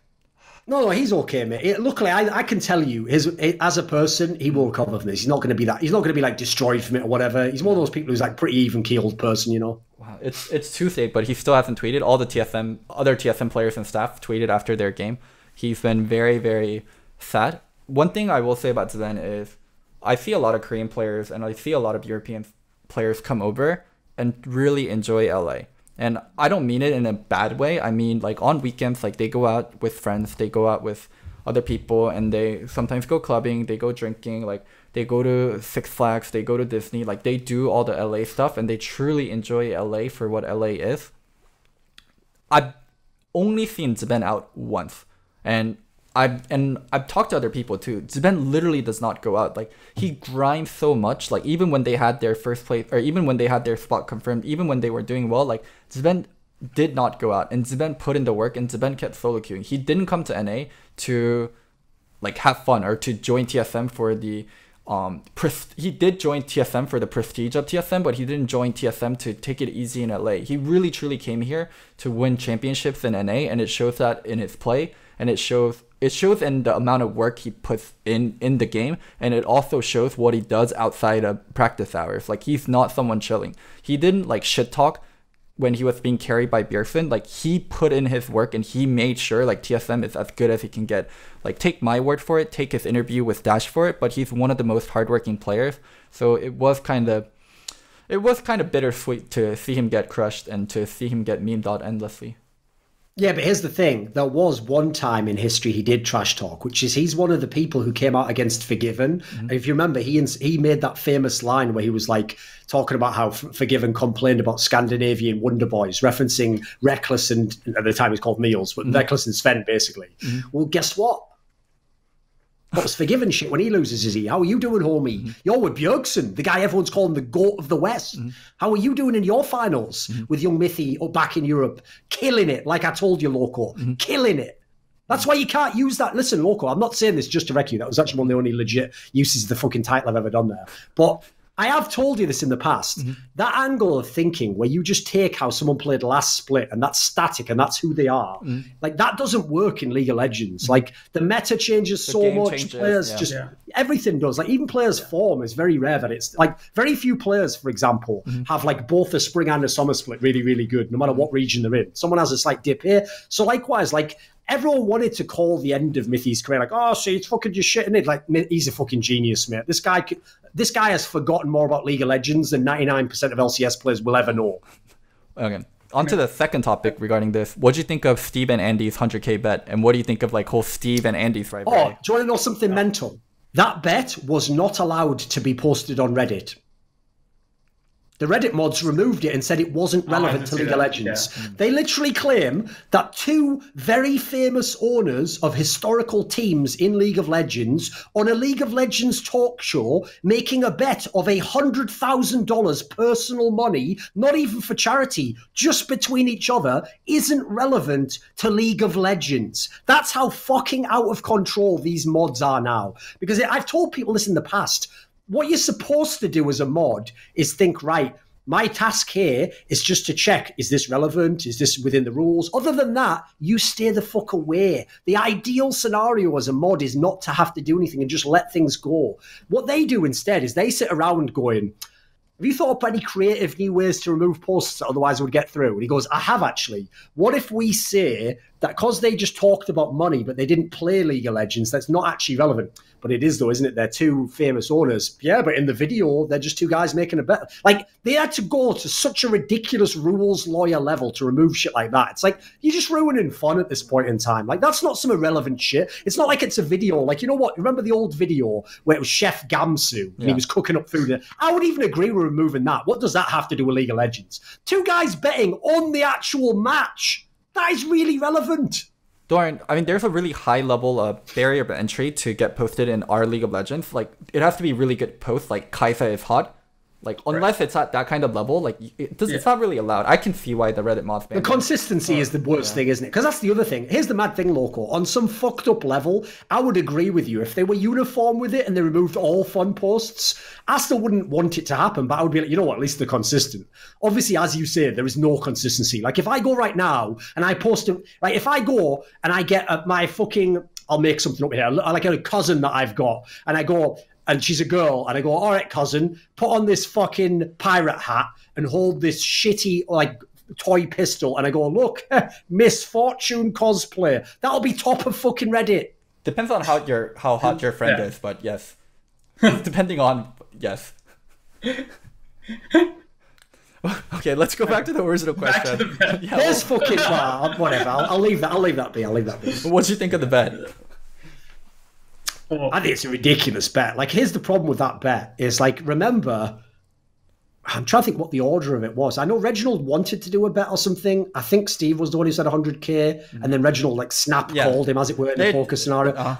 The problem with that right there, Loco, is I think it's fine for either of them to make a bet because each had a good reason to think that they would win. But I actually think that in that scenario, I actually don't think Reginald wanted to bet 100k. I think he wanted to bet like 10k. And I actually think Steve outplayed him because since they didn't start with a different figure, he was just like, well, let's bet. He was like, what, like real money or something? He goes like 100k. In that moment, if you're like Reginald and you go, nah, 50k, you're a bitch instantly. You have just lost face. So Reginald had to snap call. He either has to not take the bet or he has to call. And by the way, that's another thing. I would love to pause the world at the moment when Sven gets caught like that and just turn to Reginald and go, remember that 100k bet? Because by the way, they were showing that. Like they were showing all those clips from behind the scenes as the game was going on. Do you remember? And then when you saw like Zix and that like jumping up in game 5 and like cheering and stuff, I love shit like that because when it goes south, I want to be a fly on the wall in that fucking room and watch that. Basically, I want to see the heartbreak that happened when Loco and Reginald were like, "Yay, we got a good group," and it was like, of course, TSM will be placed into Group D with like LGD, and he's like, no! Like, I want to see that moment forever. That's my favorite moment in any LCS history. The cameras in the back room, they're just the worst when you're like, of course, it's just the worst. We've both been on TSM. Yeah, dude, especially because here's the thing. Let's be real. Like, the difference is when you win, you show genuinely what you feel. You jump up and all that. You know, every time they got picked, Zix is just like, he's putting up the poker face, like, but behind it, he's just dying inside. Like, inside his mind is like that level in the bottom where it was called Limbo in Inception, and it's just towers falling and the whole world collapsing. That's, oh God, this is my whole career. Like, he's just watching his life go to shit, isn't he? Yeah. And he's in a game, one of the only sports that has no timeout feature, like time, please. Nah, the game just keeps playing. No, please. Like, in the game 5 at the Elder Dragon. This motherfucker was like, what's his name? Oh, I can't even remember his fucking name now. Peter? No, who's the really famous player who used to play for the Sacramento Kings? Chris Webber. He's a player who famously, this is the joke I'll make. Zix wanted a fucking timeout at the end of that game more than Chris Webber in college. That's a straight fire reference, anyone knows. You guys don't. Continue on. All right, it's a good reference. But in the game 5 at the Elder Dragon fight, they showed the dragon fight, whereas like they were winning and everyone on TSM was getting super excited, and you could see the moment that Sven did, and it's like just like the hope just disappears from their faces, and that's the kind of stuff that like as when you're backstage, it's like you just want to like be able to react and watch the game, but it just sucks that everyone has to see that moment, just like watch the hope drain from your face. As a spectator, it's awesome to see those kind of things, but having been on like the receiving end and like knowing. Like, it kind of really sucks, just like, it feels like, everyone just saw me lose all hope for winning the series. Dude, which is like, sucks. So you were part of 2017 TSM, so you were there when TSM, like, didn't... Wait a minute. You were part of 2017? Yeah. So that was the bad TSM. You said you were in the good TSM. Well, I was 2016 and 2017. Right, okay, there we go. We'll give you that one. You were part of the 2017 TSM when they didn't make it out of groups at Worlds, like... do you remember? No, it was 2016. No, they didn't make it out. They didn't make it out. Oh, you're right. Yeah. No, I'm mistaken. I'm thinking of 2018. Yeah, go on. You're right. Esports historian my ass. So 2017. Yeah, that definitely means you never make a single mistake ever, doesn't it? I'm perfect, Doran. I'm perfect. Don't you dare argue against me. In 2017 TSM, when you don't make it out of groups and then like you're sitting there with Andy and Parth and whoever the head coach was at that time, like the room is so fucking quiet. The room is just so fucking quiet. Like everyone's just there. Like the door quietly opens, and then the players walk in, and then like no one says anything, and everyone's just like on their phone. It is so fucking miserable. How was it like? And that sound effect he made there wasn't even the sound effect of the door. That was just Bjergsen's arse cheeks, which are so tightly ground together. As he walked in, you could hear. And then he just sat down on a chair. So I'll never forget the feeling when we lost that game, and just being in the back room with the players. Like it's just incredible amount of tension. Like literally, like 15 minutes. 15 minutes, no one says anything, and then like the people are like, "Do you guys want to do press?"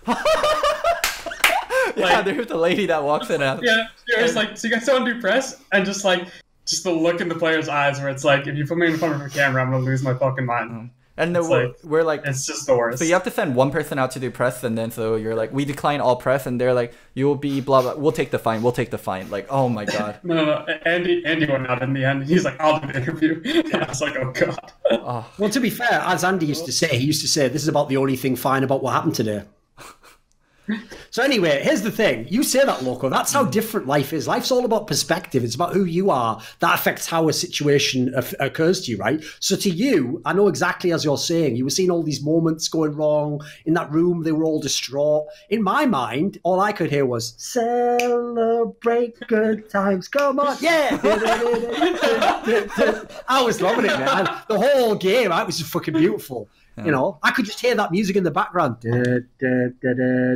Because that's what Team Liquid is, motherfucker, the evil empire. And guess what? This is real life, not a fucking Star Wars movie. So in Star Wars movies, everyone who's a bad guy is just mad, incompetent, can't do anything. In real life, that doesn't happen, mate. What, you think the fucking German Wehrmacht was shit, was it? No, it was one of the best war machines of all time. You think Napoleon Bonaparte couldn't win a battle? Of course he could. The cunt was like Code Geass if it was actually written by someone competent, not a weeaboo fuck. Or a Japanese guy. Like, the evil empire is supposed to win. The plucky underdog, that sick story from all the animes you've watched. The reason it's a storyline in anime is because it doesn't reflect real life. In real life, the plucky underdog guy who just fought his way up, barely made it through a 5-game series against Cloud9, does lose. That does happen. Welcome to real life. This is your life, TSM fans. This is who you are. You know what, TSM fans? I've got a quick message for you guys. You've often thought of yourselves, like a lot of fans, as you're like emotionally connected to the team, and you get to live vicariously through them. So when they made all these finals and won all these championships, you thought, I'm a champion.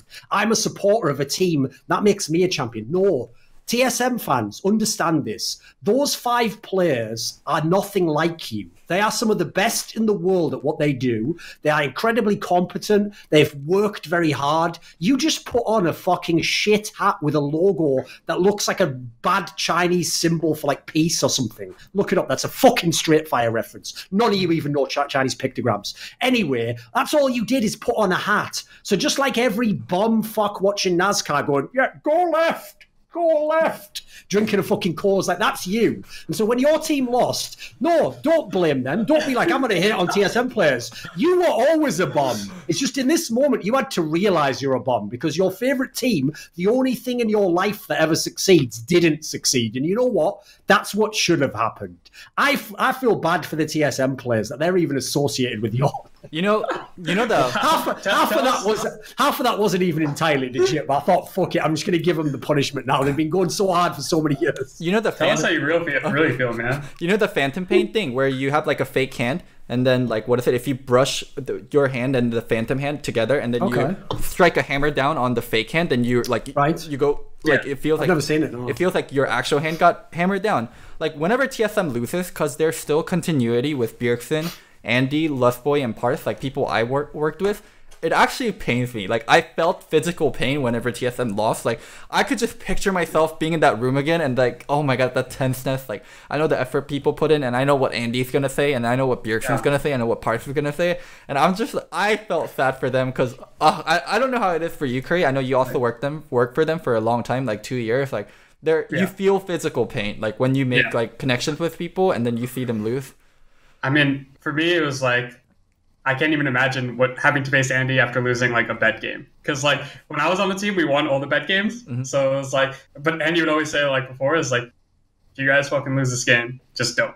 And we'd be like, oh god. Oh, by the way, like, I'm not gonna dye my hair pink, so I can't even imagine when it's like $100,000 bet what Andy's gonna say. One thing by the way, you know what was genius also about the bet? They didn't think of the thematic element, but because all past bets were like the loser has to dye their hair color, the Hotshot GG one famously. Yeah. One of the things that people didn't think about was winning 100K, by the way, is better than every other bet that you lost wrapped up in a 1 times 10. So what the actual theme was even perfect, because in winning this finals, Team Liquid won 3 splits in a row. Steve Arneset is completely outplaying fucking Reginald as a GM and an owner right now. And he got back everything and more from all the past lost bets. In a mad thematic sense, it was very fitting that he got it all back in this last one go. Mm-hmm. Okay, last topic I want to touch on for TSM-TL before we move on to LCK. Oh, quickly, I want to say something though. Like, even though I flamed all the idiot TSM fans there, one of the reasons I don't want people to hard flame TSM as a team, the 5 players, is because, first of all, they came as close to winning this LCS final as anyone who lost an LCS final ever has. Mm-hmm. So give them credit for that. Secondly, 2 of their players are fucking playoff rookies. Broken Blade and Acadia have never been in this position before. They played well above the level you would expect from them. And finally, they weren't even supposed to be in the finals. Cloud9 was 2-0 up on them and started fucking styling on draft themselves. So, like, in a realistic world, TSM probably loses the C9 series if you play that like 50 times. So I think it's unfair to like shit on them. Like, they actually did way better than expected. Sure, they still could have done a tiny bit better and won the championship, but they still did really, really well. And if you look at the roster, Acadia wasn't even supposed to be the jungler. They had all these problems. They're working with rookies. Like, I think in the context, once the lineup is set, they actually did a very good job. Like, Zix was the best coach over on the split. Bjergsen was the best carry. You can't expect much more. Like, it's unreasonable to think this is 5 years ago and TSM has every advantage. They don't have every advantage anymore, guys. There's better lineups out there. Mm-hmm. Yeah, I think for me, it's like, I really thought that TSM, like, when they got off to like a bad start, they were like pretty doomed. It was just going to repeat. And so for sure, there's like a lot of like props to their coaching staff and the players for turning their season around. But also, like, having been on TSM and knowing from their perspective, like, they expect a lot better from themselves for that last series. Mm-hmm. And like, that's why there's like, well, they shouldn't have been there. Once they're in that position and they were so close to winning, that definitely at that point, like, there's a lot of disappointment. And so maybe the result is good, but the process is like pretty disappointing that they weren't able to win. Yo, Doran, let's cut the LCK portion out, and then let's do LCK on a different episode, because we ate up so much time. Okay. And then we'll do LCK for a different episode. One last thing I do want to touch.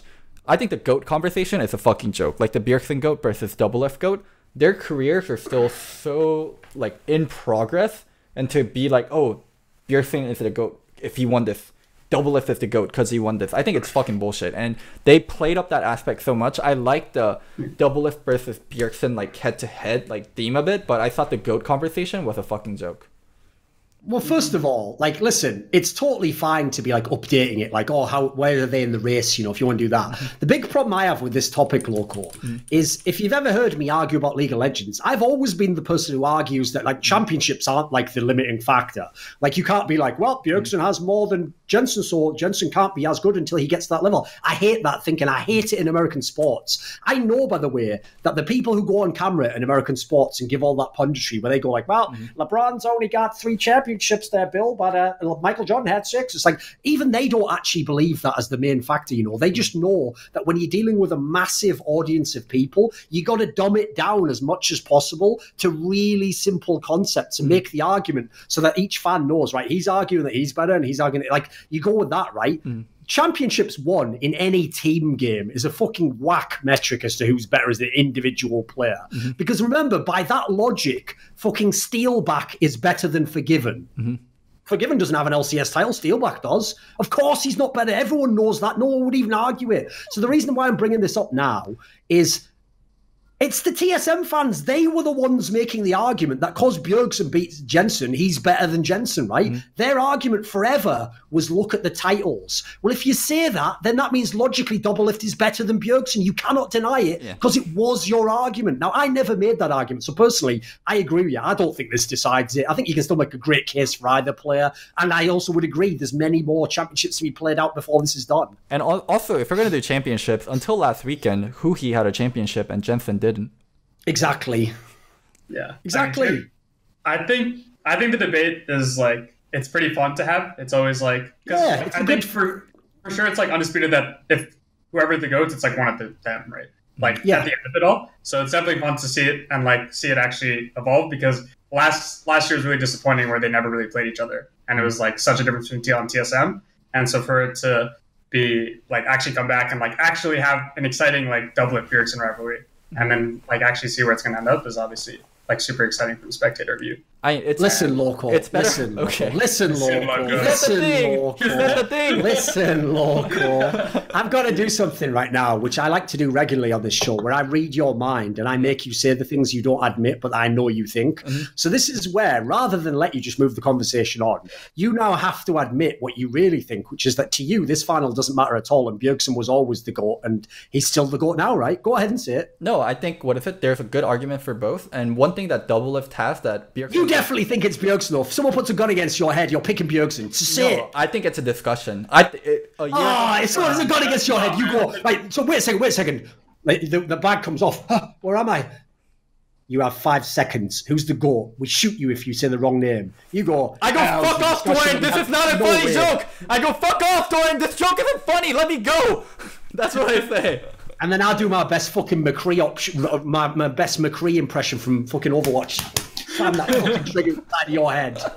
Because it always had to end that way, local. It always had to end that way, you know.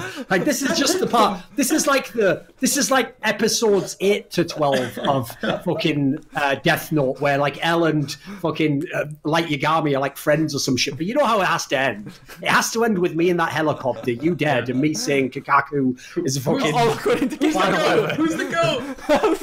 Exactly. Who's the GOAT? Say it.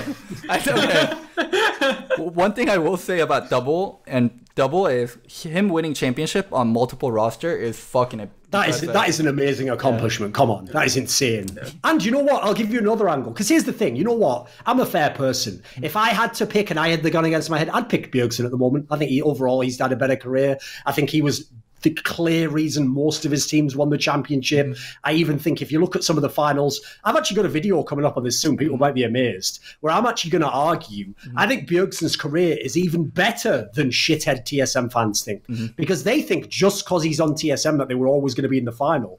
Dude, I've literally looked it up. There's like at least 3 splits where TSM had no business being in the final and he just took them there. That's how fucking, like, to me, it's not Bjergsen won championships because he was on TSM. Nah, motherfucker. TSM kept winning championships because Bjergsen was on TSM. That's the way around it is. But the one way I would spin it and say you could make a case Doublelift is the best is, first of all, like you said, the different teammate angle's a very good one. 3 different orgs he won on. But also, he won his last 3 championships, so half of them, in what is in theory the most competitive era now, when everyone has money, everyone has imports, everyone has Korean world champions, etc. Like, this is the time should be the hardest to win local. If you go back to like season 4 when you joined, like that was when like Zion Spartan was one of the best players in the LCS. That was when I'm a Cutie Pie. We had Dyrus, still considered like a competent. Exactly. So that's all that needs to be said is like, if you want to judge like difficulty of the championships, a couple of the ones Doublelift's won have been pretty fucking hard because of the parity of the league, you know. That's just an aside. It's way more meaningful that Doublelift won the recent one compared to Bjerg's early ones, and the ones they won together, I mean, they won together, so they take equal credit for those. And I also think, by the way, as an aside, that's also another thing that you have to make the point of. There are a lot of championships, like I give the example here. Even though in this final, Jensen probably played better than Doublelift, on Team Liquid, Doublelift is the fucking star player and Jensen is he's Robin. If that's Batman, that's Robin. When you go and you look at when Doublelift and Bjergsen were on TSM together, they were like, you almost can't figure out who is the better player. They're both superstar players. That's why that era was so OP. Like, by the way, I have always understood why TSM fans are like, why did we kick Doublelift? Because in your brain, it's like, how can you ever remove either of those players? You've got to keep them. But that's exactly why I personally think they made the right choice removing him. Because you had to go a different direction. You can't run the same lineup back 3 years in a row. If you get the same lineup now, I don't think it would win, mate. Yes, it would. Wait, are you crazy? Wait, really? Wait, Doublelift Bjergsen going to win Worlds. What? Do you think Bjergsen and Doublelift's going to win Worlds? No, not win Worlds. I mean, what if I thought you meant LCS. Oh, they're definitely going to win LCS. No, but the point is, that was the whole gamble. If you ever want to do better at Worlds, you can't have that same lineup go. They had 2 chances and they didn't do shit. That's prisoner of the moment thinking, I feel like. What is it? Way. You're giving up so much. Like, Andy, if he had a time machine, if he had a time machine and he could change one thing, first of all, he would go and unfire me. That's the first thing he would change. And the second thing he would change is letting go of Devilev. Letting go of Devilev. Corey, I'll ask you this question. In theory, you're a neutral observer on this, right? So let me ask you this. At the moment the deal was done, in the off-season of Season 7, okay, removing Doublelift, if you know you're getting Sven and Mithy, is a good deal, right?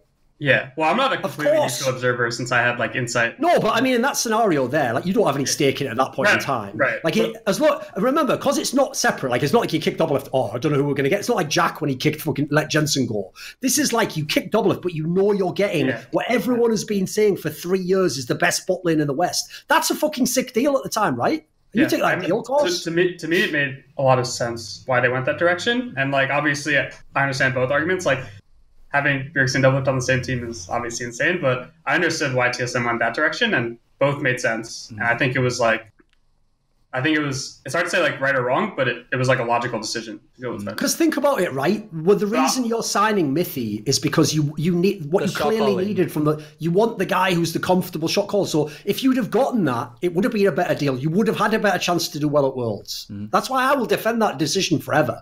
I know now we would go back and check. Of course you would now. But the difference is, at the time, that move made perfect sense. Yeah, I disagree. I disagree on it. I genuinely disagree on it. I'm not saying it like as a hindsight. I disagreed on it the moment it happened, and even as a Doublelift hater, I disagreed on kicking Doublelift. So the other topic that's kind of interesting regarding TSM is what do they do with Grig now? What do they do with Grig Akaadian after Akaadian has this kind of performance? What do you do? By the way, just because you didn't actually give the context there, when Loco says that, he doesn't mean he had a bad performance. He means he had a very good performance, right? Yeah. All right. He had a great performance on certain champions, and throughout the season, he overperformed what anyone thought of him. So what do you do now with Akaadian and Grig? Well, I think it's going to depend a lot on what the meta is, too, for next split. Like, obviously, in this meta, it was pretty clear that this is, like, way better for Akaadian. Like, just being able to play, like, Jarvan and Rek'Sai, mostly Rek'Sai pretty much every game. We'll see how the meta shapes up. I'm pretty sure like Akaadian should be like their first option for sure, but I'm pretty sure we'll see like they should try out both and just see like probably throughout the split they'll be trying out both and seeing who fits better. Duncan, that's what I would do. I don't even get to this day what you all see in this Grig guy. He's just an okay player to me. Like I don't get it at all. So there's only two options to me: keep Akaadian or get a new jungler. Those are the two options as far as I'm concerned. I don't even see the third option of like, oh, bring in the guy who still is a never was and see if he does as well as the guy who also was a never was, who played way better than the never was guy did. That doesn't make any sense to me at all. Like, what are you gambling that Grig has a split as good as Akaadian? Because that, by the way, would probably be the upper tier of what you'd expect. Where's Akaadian at for you now? I do think he was a bit overrated because, as we said, like it's definitely certain champions that made him look way better than he was otherwise. But like I said, I actually find him to be like a flawed gem because I think it's this team that works well around him. Like if you look at who they needed, this is why I made that case earlier in the split, that even though I think Santorin was a way better jungler than Akaadian, I actually wouldn't choose to trade Santorin for Akaadian because Santorin's style doesn't really fit TSM style in the same way. Like Akaadian making all those like super aggro moves early in games, sometimes they didn't even work, but that just set the tone for how TSM then turned all their shit around and how they played. Like I think that was for me one of the best aspects. So that's why if I'm them, I'd at least give it one more split. If it doesn't go that well after this next split, you don't win, maybe you don't like, well, yeah, then move on. Like that time you give him but I think he earned another split. Yeah. 1 sec, I'll be right back. All right. Well, I think in like summer, there's no reason for them to let go of either, and I think they'll keep both unless like a team really wanted Grig. And because at the end of the year, it's so much easier to make the switch than it is to now. So I think Akaadian and Grig both stay for sure. But I will say, don't be a prisoner of the moment and overrate Akaadian like crazy, because I think a lot of TSM fans will have an emotional response to Akaadian doing so well for his rookie split. But as an org, it's important to be very realistic and like realistic as possible. No, put it this way. Like I said, if there was an option to upgrade, if we could get a better jungler, I would do it tomorrow. I don't care. Like I'm not hating on Akaadian. Here's the problem I have with Akaadian is if he was doing all this and he was on FlyQuest or he was on Golden Guardians, then I'd say great, you're doing a great job. But TSM is supposed to be a championship team. Yeah. They are still. That is supposed to be the expectation. So like. even if he does like well in summer, I think it very much depends on the results of the team as well. Because if you're going to upgrade a position, that's one of the first ones you're picking on this team. Come on. Okay. A lot of people are going to say Dardoch, TSM Dardoch, TSM Dardoch. For anyone that's saying TSM Dardoch, let me know if you watched Academy games. Dardoch didn't look that hot in Academy games, and I don't think TSM Dardoch is the right answer. What do you think, Curry Shot? Sorry, that's not your name, but whatever. You didn't hear me, so what do you think? What do you think on TSM Dardoch, and what do you think on they do with Acadian and Grig? I think, like I said, I think Grig is like still pretty good. Like I think his biggest quality is like a lot more consistent. I think Acadian has that was like his biggest issue throughout the splits. Like some games he would pop off, he would hit like make the plays, and the games where he wouldn't, he would like almost throw games for his team. And that was like the C9 first 2 games of the C9 series was basically exactly that, where it's like he was just super out of his comfort zone, flipping the game for his team and just like losing them like 2 straight games. I think Grig gives a lot of consistency. TSM Dardoch, I mean, I think it always sounds nice, but I think they'd probably be better off just trying to figure out who fits better with Grig and Acadian. I think adding Dardoch would add a lot of volatility that they're probably better off avoiding. And when they need that volatility, or when they need the proactiveness, like they already have Acadian. If Acadian was also passive, then I actually think there is like an argument for maybe we need a proactive jungler. Maybe we need that volatility from Dardoch. But Acadian is all that without the baggage. Right. And maybe he's Also, worse, but the baggage can definitely bring down a team, especially one that's... One thing I have to say as well that is very different about this TSM is that actually Acadian is the first fucking jungler to buck the trend and not be completely ruined by playing in TSM. He's the first guy that doesn't just inexplicably die at the fucking Blue Wolves camp or whatever it is that Kelsey always used to bring up. That like she'd looked at all the TSM games in history and like the jungler, no matter who it was and what lineup it was, always just died in this one split inexplicably. So I put that not just down to like him as a player. I think that's the influence of Zix as the coach. And Peter. Peter actually did a much better job. As much as you hate on Peter, Peter really did help with Acadian a lot in terms of mental. Yeah.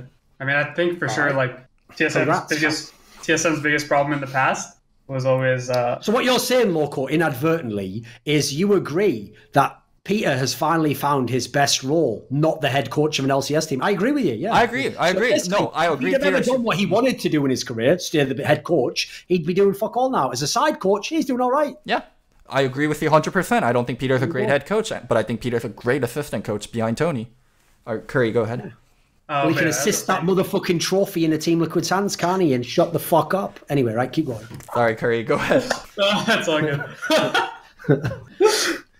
As I was saying, so that's the biggest problem with TSM has always been like really passive. Mostly it's just like, let's get to mid game. Let's just like get our comp to mid game, play lanes really slowly, and then like take 1 or 2 team fights, and then end the game through that. And then this style is like a lot more proactive. They focus a lot more on just like pushing their lanes, moving with their jungler, invading with their jungler, and playing around their jungler. I think that's like the style that's like way more effective for like actually having good early games. I think a lot of that for the credit should go like to the coaching staff. That's like, also why, like, dude, that's why in a way, like I said about Doublelift, in a way, Team Liquid probably, like, if you want to talk, I know that's a loaded term, but like they almost deserve to lose this final the way they played, because their whole thing, the entire split, was like, we're going to play this late game style and it just works, so we don't give a fuck. First of all, they abandoned it themselves in this series in the draft and tried all sorts of crazy ass shit. And then in the end, they were going to lose even doing that style.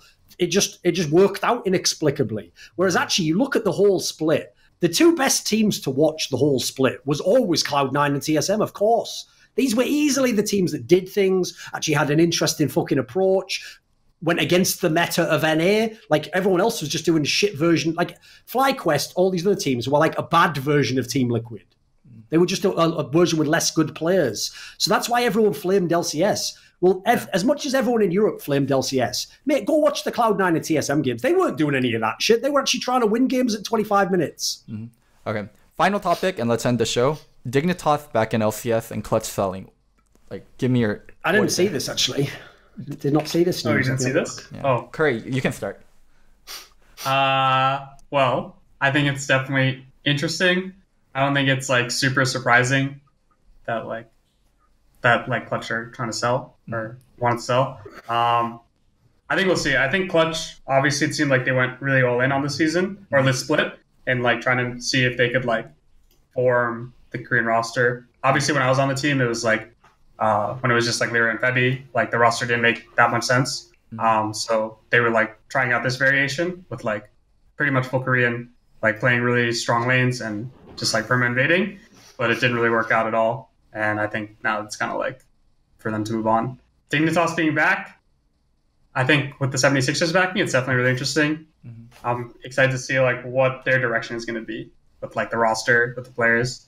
I think it's just going to be really, really exciting. Right, Loco, you give your thoughts now, because I'm going to give you a spoiler. I'm going to flame the fuck out Clutch Gaming. So anyway, you go ahead now, Look. You go first, mate. Well, I also thought Clutch was one of the kind of worst teams in the league. I think a lot of the teams that joined in, some of them were kind of pointless and kind of worthless. Clutch being one of them. They didn't really do content. Their roster wasn't very exciting. I thought they were managed pretty badly, especially this year. So I'm glad they're out, but Dig being in is kind of also weird. Like, what does Dig offer that the other big orgs didn't? What is so special about Dig compared to the other endemic orgs that we have Dig back in? I mean, I understand that Riot didn't choose Dig and Clutch sold to Dig, and it's not like they were like, okay, Dignitas, you are the chosen one. You're gonna be back. So a weird move for me. It is still side grade, but hopefully Dignitas cares more about LCS than Clutch did. Yeah. Right. Real talk. Fuck Clutch Gaming, whoever the ownership group is, everything they are as people, as human beings and professionals, and their fucking click they claim, because this is one of the most bullshit moves I've ever seen. So you came into the LCS, and what did you do? Did you just come in a humble fashion and say, we don't know much about the esports space, we're just going to buy this team, and, you know, we're going to learn about how to put together a team? Nah, you came in with your fucking pants right down and your big dick swinging around the fucking wind with the Houston Rockets flag off it and a pendant up your ass, and you started bragging about how you were going to have all these unique fucking metrics by which you would scout teams, and you have this giant team of analysts, and I've got Daryl Morey here from the Houston Rockets, we're going to moneyball the fuck out of it, blah, blah, blah, blah, blah. It's like all you did is roll that money up into a big ball and give it to Huni, the human dung beetle of the fucking LCS, to roll that shit out of the room and do nothing with that. You didn't even use it to build a house like a real dung beetle does. The fucking shout out to the Egyptian scarab, you are a fucking legend of mythology. You didn't do anything whatsoever. You are Garbo. You have nothing going on for you. And what did you do at the end? You just literally went downhill every split. You spent more and more money. You let all these really good players come to your team and do nothing. You wasted Febiven. You got to put someone like Piglet in a lineup that didn't make any sense. You wasted Demonte, someone who actually could have maybe done something in your fucking lineup.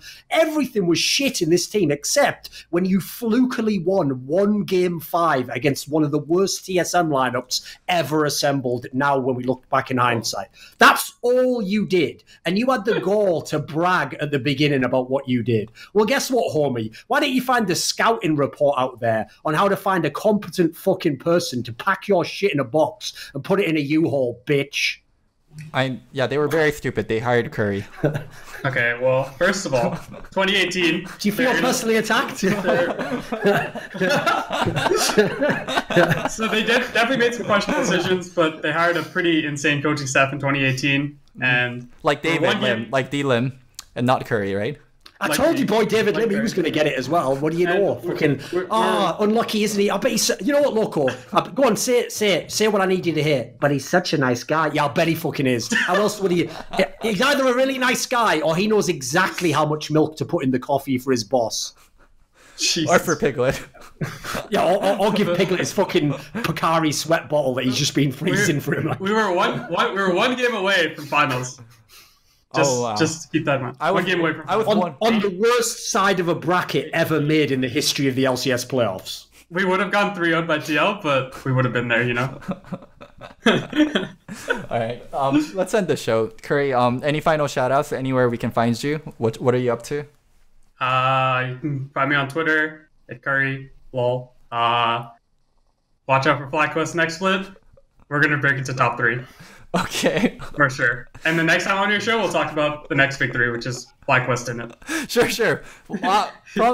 I'll have you on at the end of summer split, regardless of. But you have to promise to come on, regardless of how well FlyQuest did or how badly they did.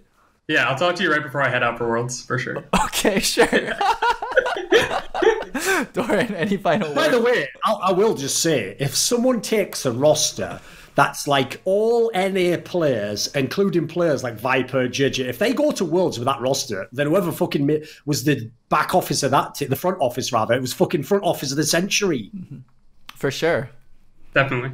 That's fucking baller if you can do that. It's not impossible either. That's what's so insane. Don't worry. If they do badly, we'll blame Curry, and if they do well, I'll just compliment Gabe and Invert. Yeah, Gabe. Yeah, sounds good.